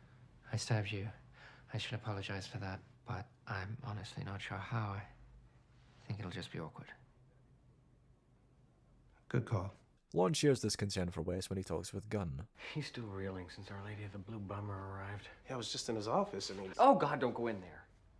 Lon has been tasked with following Illyria to make sure she's not up to anything dangerous. Meanwhile, Marcus informs Angel that he must pay for the damages that Illyria has caused to Wolfram and Hart thus far, and this includes solving a case with a pregnant woman whose child is being worshipped by the Fell Brethren as some sort of holy baby. The woman, named Amanda, is skeptical about it being the right thing to do, and Gunn shares her caution. Meanwhile, Illyria confronts Wes for trying to bring Fred back in the last episode, which Wesley informs her is actually a very human emotion to feel for someone who isn't one. Illyria suddenly doubles over in pain, seeming to move through time, catching glimpses of what looks like Wesley trying to kill kill Illyria. She eventually comes back to the present and accuses Wes of trying to kill her. Later in the lab, Marcus comes to Wesley and shares the senior partner's wishes of wanting Illyria dead. Gunn discovers that the pregnant woman's child will be sacrificed on their 13th birthday, but just then Illyria attacks Angel, now believing he is the one who's poisoned her. Angel goes to Wes, who's been busy building a Mutari generator. See, Illyria is effectively self-destructing due to her demon powers fusing with Fred's body, which were never intended to be together. The Mutari generator will kill Illyria, according to Wes, and they set out to use it. Well, that's the problem. You don't always see it.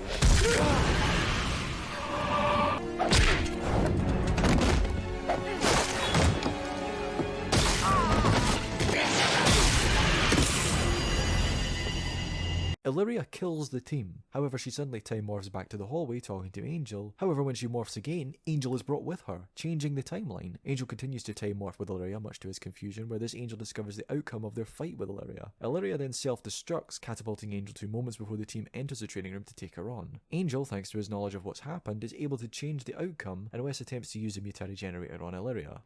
I'm not in love with this thing, Angel. But for some reason, I need it right now. Yeah, that's just weird. So, Wesley doesn't want to kill Illyria due to her likeness of Fred, and instead just makes Illyria much weaker, revealing that the Mutari generator was never intended to kill her at all. Now, Illyria can't use time-altering abilities, and her overall strength is decreased radically in order to stop her from overloading Fred's body. In the final scene, the Fell Brethren continue to argue over Amanda's baby with Gunn, who tell them that they have no legal right to the baby. This ends with Angel, who steps in. Baby belongs to the Fell. What? She hasn't signed anything. There's nothing on paper. Gentlemen. What are you doing? What we're supposed to. Serve our clients.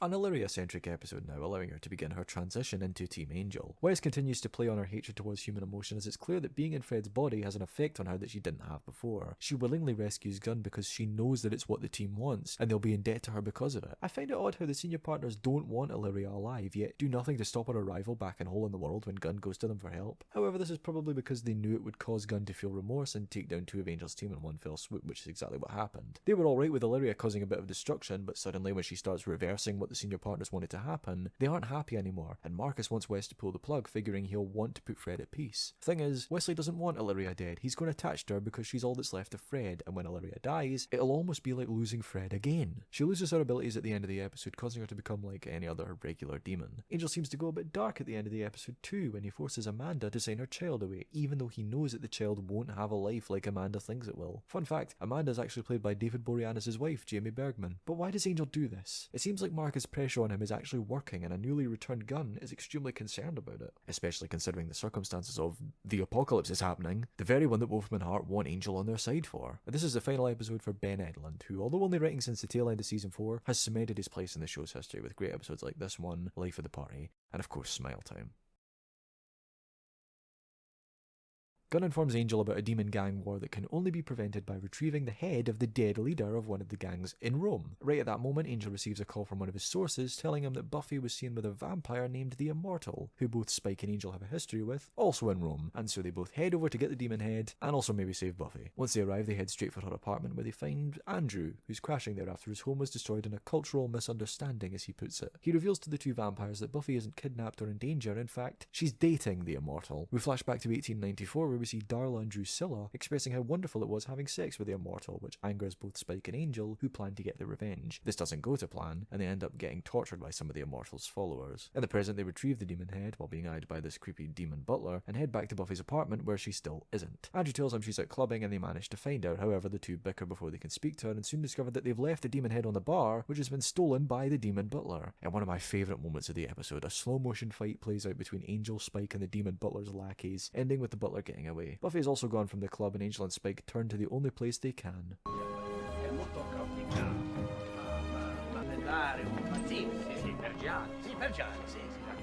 Meanwhile, in the other Wolfman Hart building, the LA one, Wesley goes about his usual day until... See? I told you they would remember us.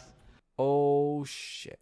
Wes prepares to tell Fred's parents about her death, trying to find the right words. Fred. Mom? Well, there she is now. Dad, oh my God, what are y'all doing here? Sweetie, While showing Fred's parents around the lab, Wes confronts Illyria, who tells him that his grief was unbearable enough. She couldn't handle it from Fred's parents too. So, she impersonates Fred, which she can do as it was the original form of her shell. Illyria has Fred's memories, so she knows how she acted and pulls off a convincing performance both for Fred's parents' sake, but also her own curiosity. Falling for it completely, Fred's parents leave, satisfied that their daughter is alive and well.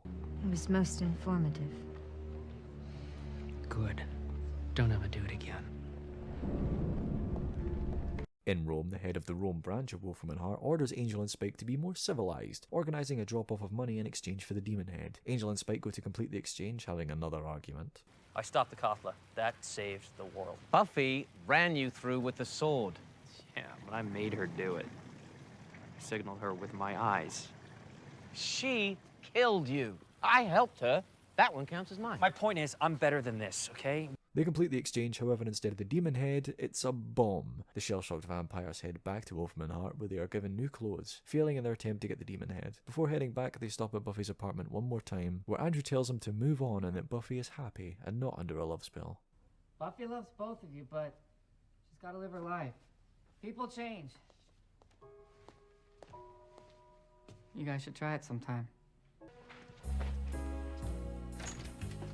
Ah, capricce. Sei belle come le note. Mwah. Back in LA, Illyria approaches Wes as Fred again, wishing to explore this relationship further. She's confused as to why Wesley doesn't want to do this, as he loved Fred and it would be like she never left. Change back. Be blue. Be anything.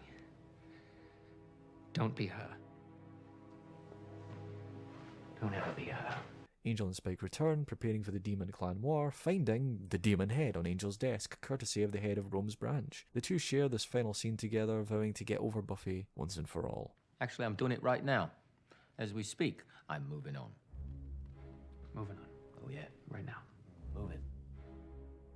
I really like this episode. While it relies heavily on the Angel-Spike dynamic, there's far more to this episode that gives it more weight than some of the other Angel-Spike episodes of this season. Firstly, the way they play off Buffy's appearance is genius. It's a common misconception that Sarah Michelle Gellar was supposed to return for this episode, but in reality the entire point was that you never actually see Buffy. I think it's a good way to play it off because originally they actually wanted Sarah back for the next episode, but she was busy doing another film and couldn't appear. Interestingly though, she was available for the last episode, but the writers chose not to include her in Angel's finale, believing it would overshadow everything else, and as a result, Buffy does not appear in this season. We don't see the Immortal either, who kind of comes out of nowhere for someone who both Angel and Spike end up having quite the history with. Of course, it's purely used as a way to get Buffy in the episode, as well as Darla and Drusilla, who both make their final appearances here. Yeah, it's in flashback form, but it's so great to see the four of them back together again one last time. Andrew also returns, although he wasn't supposed to. Instead, Michelle Trachtenberg was meant to reprise her role as Dawn, but was busy doing another project. It seems like they're all doing that, aren't they? This explains the weird scene where Andrew leaves with two women at the end, despite how heavily implied it is that he's gay. Probably would make more sense as friends of Dawn than of Andrew, but it doesn't really matter. All of the Angel Spike stuff works in contrast with Wes and Illyria, who impersonates Fred for her own benefit and interest, which Wesley isn't happy about. He doesn't want Fred back in some artificial way. He doesn't want to see her face again because it reminds him of the pain. Whereas Angel and Spike, despite the pain they both went through with Buffy, are desperate to find her throughout the whole episode. They would take Buffy back if the circumstances were different. The Girl in Question is a title that doesn't specify anyone. It's applied to both Buffy and Fred, and the difference in desire from their respective love interests to see their face again. It's a really funny episode too, with endlessly quotable lines and memorable moments, totally written as a love letter to this dynamic, and also the final episodes for both Drew Goddard and Stephen S. Knight.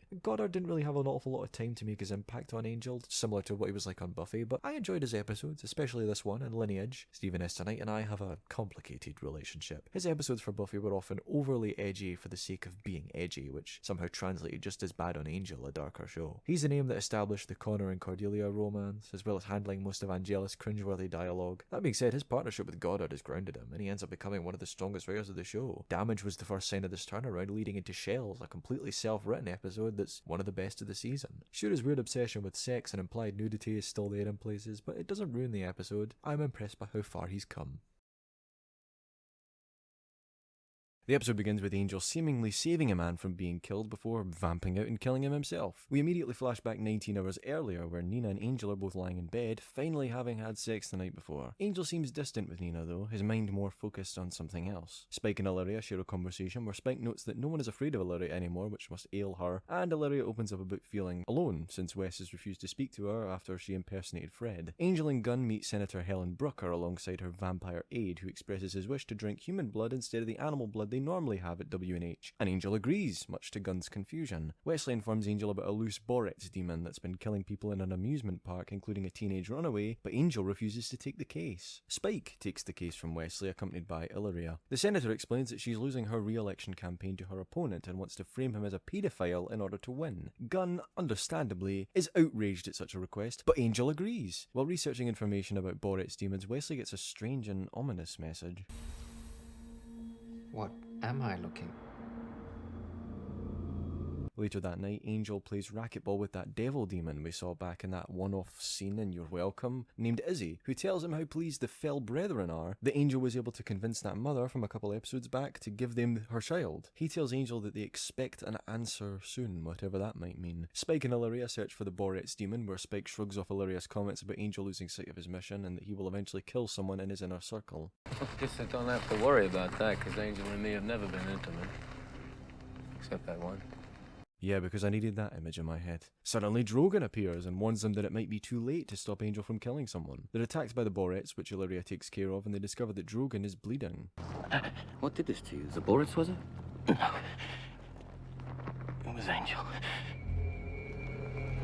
After being blown off by Angel again, Wesley shares his concerns about Angel with the rest of the team. Spike calls after taking Drogon to his apartment, and the team gathered there to hear Drogon's story. Apparently, Angel sent a demon to kill him, afraid that some form of information Drogon had could endanger something Angel had done, and Drogon speculates that this has something to do with Illyria's sarcophagus getting released, since that was the only time that they had seen each other. Wes and Gunn struggle to believe this, but Drogon is incapable of lying, so if he was trying to trick the team, he wouldn't have been able to say it. Wes shows them the symbol that appeared to him earlier, and Drogon doesn't seem to recognise what it is. The team head out to confront Angel as Illyria stays behind and guards Drogon, ironic since he once did the same for her in the deeper well. At the office, Angel tells him that the reason he's doing this is for power. He needs it as it's all about the game and winning. However, when he's asked if he had anything to do with Fred's death, he doesn't exactly give a straight answer. Would that include Fred? I loved Fred. That's not an answer. Then I guess you don't get one.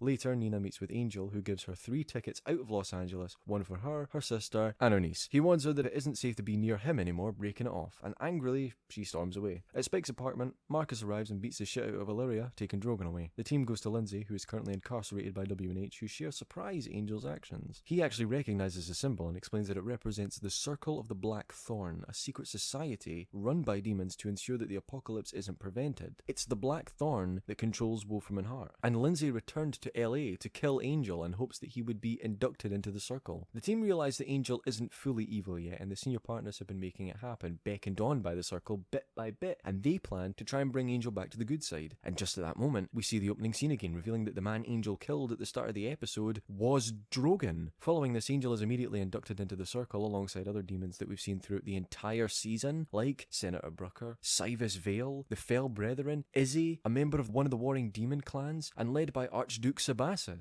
The next day, Angel returns to the office being attacked by the team, revealing that they all know about the circle and what Angel is trying to do. Angel manages to take them all out, grabbing Lauren as a hostage, before pulling out a mysterious crystal. He invokes a spell which keeps them hidden to the outside world for 6 minutes, quickly explaining that everything they know is a lie. Angel was the one who sent Wes the message in the book, and purposefully sent a demon after Drogon so that he would come to the conclusion that he had killed Fred in order for the circle to accept him, also believing Drogon since he couldn't lie. His death, though, was an unfortunate consequence of what Angel actually has planned. Before Cordelia died, she kissed Angel. Similarly to when Doyle kissed Cordelia and passed the visions to her, she passed the vision to Angel. And this was a vision of the Black Thorn, and Angel knew at that moment he had to do something.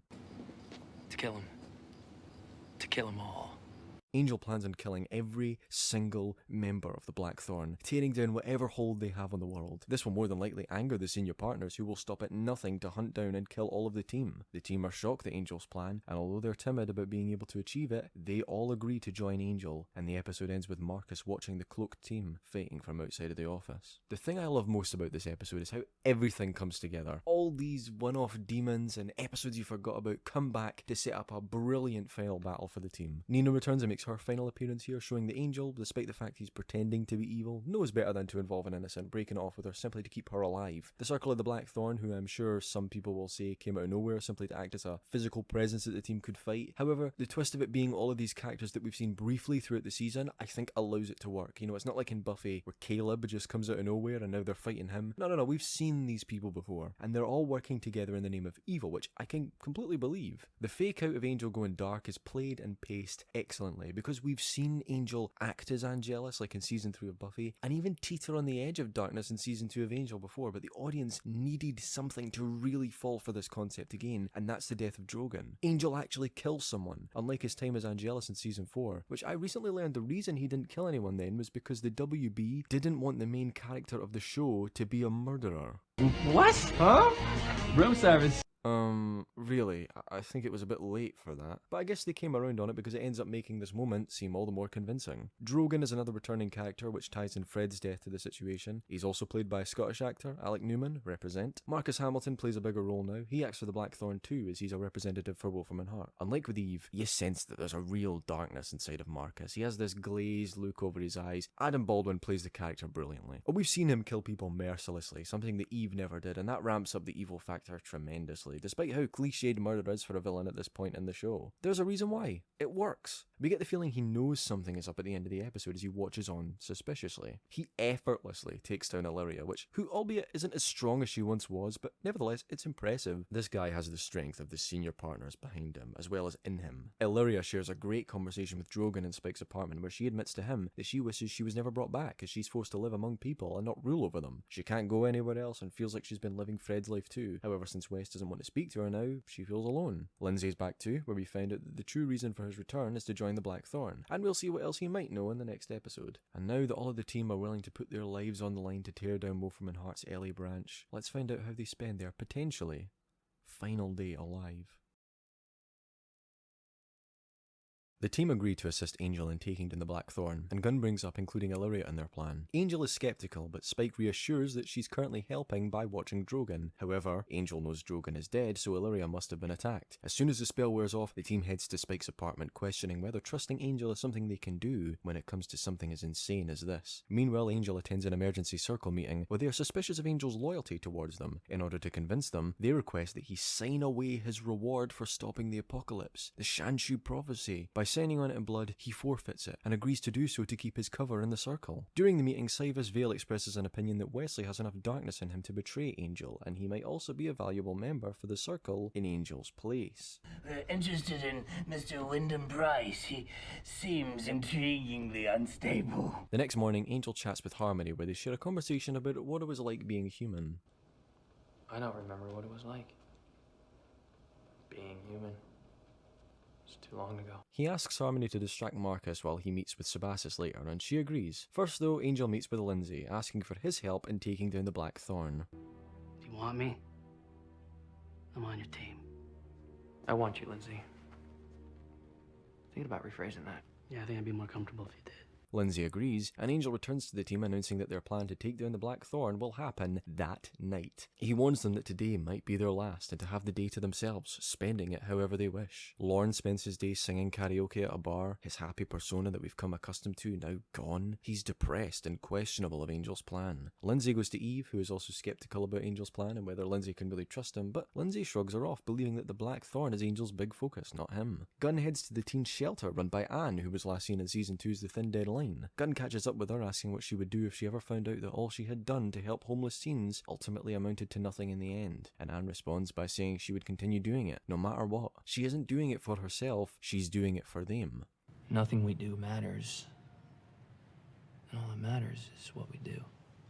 Spike heads to a poetry reading, and you guessed it, he recited the poem he once was mocked for about Cecily. Inspired by your beauty, effulgent. Yeah! I love this moment so much. Wesley stays by Illyria's side, tending to her wounds after her encounter with Marcus. When Illyria asks why he isn't out doing something he wants for his final day, Wesley tells her that there's nothing he wants. All he wanted was Fred, and Illyria recognizes this, offering to become her again for him, just for his last day, but he refuses. First lesson a watcher learns is to separate truth from illusion. Because in the world of magics, it's the hardest thing to do. That Watcher line brings his character full circle. I love that little bit. Angel spends his day with Connor, meeting him at a cafe where Connor admits that he did get his original memories back when Wes smashed the window, but instead of resenting Angel for what he did, he actually respects it, as the life he has now is far better than the one he had before. Later that night, the team meets back up and Angel tells them which Blackthorn members they'll all take on. Gunn will take the Senator, Lorne and Lindsay will take the Warring Demon Clan, Illyria will handle Izzy and his associates, Spike will take the Fell Brethren and rescue the child, Wes will go to Vale, who Angel informs believes that Wes will betray Angel, so he should play on that, while Angel takes on Archduke Sabasis. Following the completion of their parts of the plan, they are to meet up in the alleyway next to the Hyperion Hotel, ready to take on whatever the senior partners will send after them together. On their way out, Lorne tells Angel that following this, he no longer wishes to be affiliated with the team, and he won't be in the alleyway wishing to be left alone. Spike and Angel share a conversation. What do you think all this means for that Shanshu bugaboo? We make it through this, does one of us get to be a real boy? Who are you kidding? We're not gonna make it through. And as Wes turns to leave, he shares a look with Angel. In the office, Marcus approaches Angel and tells him that Harmony betrayed him, telling him all about his plan to take out the Blackthorn. But Angel isn't surprised though, completely aware that Harmony would do so, and that he was actually betting on it. One final window smash for old times. Marcus begins beating Angel up, taunting him about all that's happened to him in his life. And yet, you still managed to fail everyone around you. Doyle, Cordelia, Fred. Did you really think you were going to kill Archduke Sabasis? No. I think I already did. And this is where Angel reveals that he already did kill Sabasis, poisoning his servant that he drinks from while at the emergency meeting, as he knew the real challenge would be taking down Marcus, not Sabasis. Elsewhere, Gunn kills the Senator and all her vampire bodyguards, sustaining multiple wounds in doing so. Spike takes out the Fell Brethren and saves the child. Illyria effortlessly eliminates Izzy and his associates. And Lorne pretty much watches Lindsay decimate the Demon Clan. I can sing for you. I've heard you sing. You're not part of the solution, Lindsay. You never will be. You killing me? Lorne shoots Lindsay, revealing the real reason Lorne doesn't want to work with Angel anymore. He sent Lorne to kill Lindsay because he's never actually killed anything on screen before. It's the last person Lindsay would expect to be capable of killing him. It's too much for Lorne though, and he leaves the building. His mission complete. Meanwhile, Wes takes on Siva's Vale, tricking him into thinking he's there to betray Angel before using magic to attack Vale. This doesn't do much though, and Vale holds Wes with his own magic.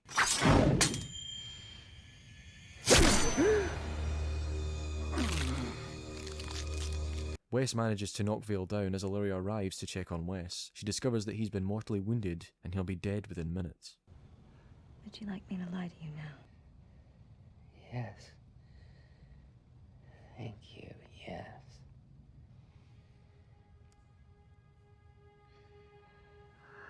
Hello there. As Wesley dies, Vale begins taunting Illyria, who turns around and kills him with one punch, shattering his entire head. Back at the office, Angel is still losing to Marcus. Why do you keep fighting? You signed away your Shanshu. There's nothing in it for you anymore. People who don't care about anything will never understand the people who do.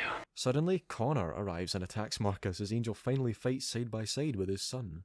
Their strength flows through my veins. My blood is filled with their ancient power. Can you pick out the one word there you probably shouldn't have said? Angel begins drinking from Marcus, drawing power from his blood. This gives him enough power to snap Marcus's neck with a punch. Angel warns Connor to leave the building as an earthquake begins. Connor is hesitant as he knows Angel will more than likely die in his efforts to fight the senior partners. Go home. Now. They'll destroy you. As long as you're okay, they can't.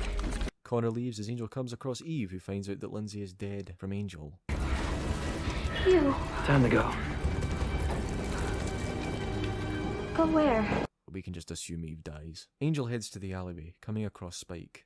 Gunn arrives shortly afterwards, struggling to make it from his wounds. Any word on Wes? Wesley's dead. I'm feeling grief for him. I can't seem to control it. I wish to do more violence. Well, wishes just happen to be horses today.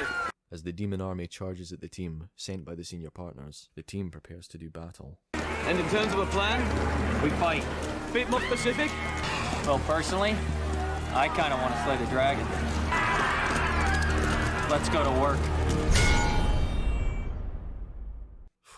One of the main reasons why Buffy's ending falls flat for many is because of how focused the writers were on ending the show for that entire season. They knew it would be the last and wanted everything to be wrapped up, forcing some characters to come to what seems like a forced conclusion, with character arcs that could still be explored and developed more but yet can't because the show's over. Angel's ending wasn't what it was ever originally planned. There was no focus to wrap up the show until 6 episodes left to go, and the writers decided to leave the ending of the season the way it was always intended. All the character arcs are wrapped up for the season, which makes it end up feeling like an ending for all these characters without being forced. Angel signs away the Shanshu prophecy, doing what he must do to take down the Blackthorn. He sees himself as having already failed, what with the deaths of both Cordelia and Fred having happened in this season, but it's Fred that hits the hardest for this reason, as it wouldn't have happened had they never come to Wolfram and Hart, which Angel blames himself for. Signing away the Shanshu prophecy is something that Angel does easily, because he's always struggled to believe that the fight against evil will ever actually be over. Showcased by the final scene in the alleyway, the team heads into that fight knowing that there's no way they'll live, but it's the fact that they tried that matters.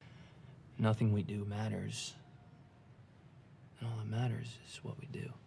And it's that brilliant quote from season 2 I keep coming back to. The main theme of the season is Angel struggling with fighting the good fight while fighting on the side of evil. He loses the mission until Cordelia helps him. The powers want Angel to take down the Blackthorn. Angel signing away the prophecy was an unforeseen consequence. Honestly, the prophecy is about the only thing in this ending that does feel a bit rushed. It's what Angel was chasing since the end of season 1, and to have it end here abruptly, it does feel a tad disappointing, but when you realise that Angel's giving it up, his only chance for happiness to stop the Blackthorn from having a hold on the world, it becomes honourable, something that is so in character for him to do. I love going back to Angel's very first appearance in Buffy and watching this snarky dude shift and morph into the iconic character we get, and you also get to watch David Boreanaz become a competent actor over his time on both shows, and his commitment to the character over the 8-year stint is very impressive. Heading further back in the season, Fred was portrayed as the innocent one of the bunch. She could hold her own, but it's the helplessness of how she feels when she's dying that sells her death so much. If any other character died in her place, it wouldn't be as effective because of how sweet she was. She really didn't deserve it. Prior to that, her back and forth with Wes and Knox wasn't a favourite arc of mine in this season, but it was effective for her eventual romance with Wes, the abrupt ending of which is another factor in why her death hits hard. It is brilliantly paced and written, minus the love triangle part, and serves a great purpose. It allows Illyria to be introduced, who I know is another fan favourite. The chemistry she shared with Wes over her brief time on the show was outstanding. The moral questions these two pose to one another, and the love-hate relationship they share is something that we know Wes has had experience with in the past, his fling with Lila being a prime example. She learns, Illyria, to live amongst humans, feeling their emotions and experiencing life, rather than just ruling over it. She feels grief, anger, frustration, and finally depression. She grows attached to Wes, as he's the only one who cares about her, albeit in a twisted way, but that's the sort of beautifully tragic thing about these two. We'll get to Wes in a minute, but first let's talk about Harmony. What was the point of bringing her here? I get the whole Zeppo thing they did with her in Harm's Way, but because she's still a vampire and soulless, it doesn't amount to anything. She betrays Angel anyway, completely negating any time we spent with her throughout the season.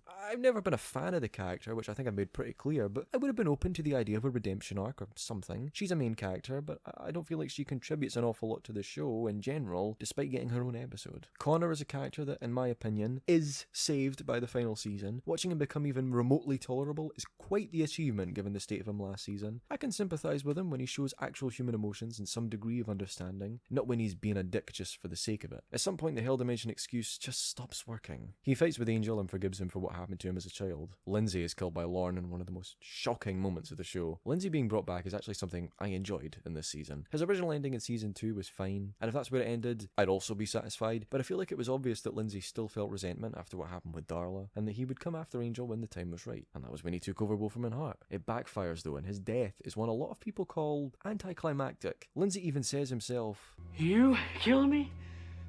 Now I'm going to explain why I think it does work. Lorne was the gentle one of the team. He almost always had a spring in his step and was so pure and good. He never killed anything and always stood by the team because it was for the greater good. As soon as Angel asks him to kill a human being, no matter how evil they are, he simply can't get behind it. He'll do it out of loyalty, and because Lindsay was obviously going to come after Angel anyway after all was said and done, even though he might not have had much time to do so, but Lorne's first kill is in his final scene, as Wolfram and Hart's influence has proven to corrupt even the most innocent of beings. Prior to Wolfram Hart, Lorne would never have agreed to this, but because of all that's happened, he has animosity towards the evil in the world, and does this one thing, wishing to leave it all behind following this, which is what he does. Gunn has quite the season. Comparing it to season 4, where he really didn't do much besides argue with Wes most of the time, he serves a big role in this season. He becomes super lawyer, using his law knowledge to help the team in keeping Wolfram Hart satisfied in that early part of the season. It's this that also causes his downfall, is when it starts to fade, as per what the senior partners wanted. Dr. Sparrow and Nox take advantage of him and bring forth Illyria. Gunn has to learn to fight again, and following a brief stint in a holding dimension, he does so and presumably dies nobly in the final fight. Spike's addition to this season was one I was originally skeptical about. Because of how brilliantly executed his ending in Buffy was, how could they possibly top it? And the answer is, unfortunately,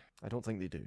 There are some great moments here, including the poetry reading, which is a personal favourite of mine. I like that the very thing that he was once mocked for, which fueled his first moments as a vampire, he's now applauded for. He shares fantastic chemistry with Angel throughout the season, holding up a few episodes simply because of it. I think Spike's return works in the grand scheme. Was it unnecessary? Absolutely. But they didn't do it for nothing. There's moments here that I'm glad we got, and this season wouldn't be as great as it is without Spike in it. Finally, my favourite character, Wesley. Ever since his introduction in Buffy's 3rd season, Wes has always fought demons, both in the physical and metaphorical sense. His insecurities towards being a Watcher were quickly founded when the gang weren't exactly pleased with his arrival. He limped his way through this first apocalypse before reuniting with Angel and Cordelia in the first season of the show, when the two were arguably at their worst following Doyle's death. He improves as a demon hunter, finally taking the lead on Angel investigations. It all begins to fall apart when he grows feelings towards Fred, who initially doesn't reciprocate them, falling for Gunn instead. This turns Wes on his best friend, feeling isolated due to it. He betrays the team, jumping the gun to do what he believes is the morally right thing to do. It doesn't work, and he feels even more isolated when the team cuts him out. Through luck and the greater good, he reunites with the team, learning what it takes to be not just a good demon hunter, but a good friend. His feelings for Fred are always still there, but it seems like he's come to terms with the fact that Fred doesn't feel that way either until she does, admiring his resilience and experience. Her death destroys him, and he uses that grief to bond with Illyria in an unhealthy relationship that makes him question his own existence. He doesn't have anything to live for, after discovering that Gunn was the one responsible for Fred's death. Finally understanding what it's like to feel betrayed by someone you're close to. His death at the end of the show has got to be one of the most heartbreaking moments in the canon of the show's universe. The one person he wants to spend his final moments with is already dead, and succumbs to the temptation of having Illyria lie to him in order to make his own death more bearable. It's haunting, and the way his voice says those lines as he's dying. Hello there. It's inappropriate, but it makes me stifle a laugh, a smile, as Wes remembers the great moments he spent with Fred, the sight of her face, the happiness they once shared. I said it before, but it's haunting, but yet somehow sweet at the same time, despite the fact I'm watching my favourite character die. His overall character arc is, to me, unmatched. Sure, characters like Spike and Willow go through insane character development, but there's something that's so relatable about Wes. He makes mistakes, embarrasses himself, and does stupid things for the sake of love, making him feel more human, three-dimensional. We do these things, all of us, all the time. He's not the only character that does this in either Buffy or Angel, but personally, I understand every decision he makes and why he does it, even when it's wrong, even when it backfires. In my opinion, it's the greatest character arc in American television history. Season 5 of Angel does an outstanding job of concluding the show despite not originally being conceived to do such a thing. It knows exactly every move it makes and what it will amount to in the end. A massive change of pace from the messy Season 4, which really didn't know what was going to happen next. The ending is posed like a cliffhanger, but really it accurately describes how Angel works. The fight is never over. There will always be evil despite what Buffy's ending tried to tell you. Angel and co sacrifice their lives to fight for good, knowing they won't win. There's no way they'll win, despite what the comics try to tell you. All of the characters, well, all the characters that actually matter, are given satisfying conclusions. My favourite episode was a tough choice, but I went with Smile Time. I know I said A Hole in the World and Shells were the best, but favourites are a different beast altogether. If I want a quick laugh or just to be entertained, I can turn this episode on and be drawn into that whole arc again so fast that I just want to watch all the way to the end of the show anyway. My least favourite episode is the Cautionary tale of Numero Cinco. This was at that kind of early awkward point in the season where they were developing that sort of more comedic, individualistic form of storytelling that Season 4 completely abandoned for its second half. The idea just wasn't there, I'm afraid. It's not the worst the show has ever done, far from it, but it's the only one of the season I find myself kind of dreading on a rewatch, simply due to how I couldn't remotely care for the one-off story. Angel the series was very different from Buffy. It never really knew what it wanted to be, constantly reinventing itself from an anthological detective show, to a competent demon fighting show, to a soap opera, to a fucking disaster, and then finally back to something competent again, combining all of the good parts of the previous iterations to deliver my favourite season of the show. I love season 2, it's consistently enjoyable throughout, but I just love how this season takes its time to set things up before just deciding halfway through, alright, time to be the best show on television, and it just blows me away every time. I can't believe this show was once as disappointing as it was in season 4. The comeback is really aided by Whedon's return to the project. You know, writing wise, when he has a vision and when he fulfills it, it always pays off.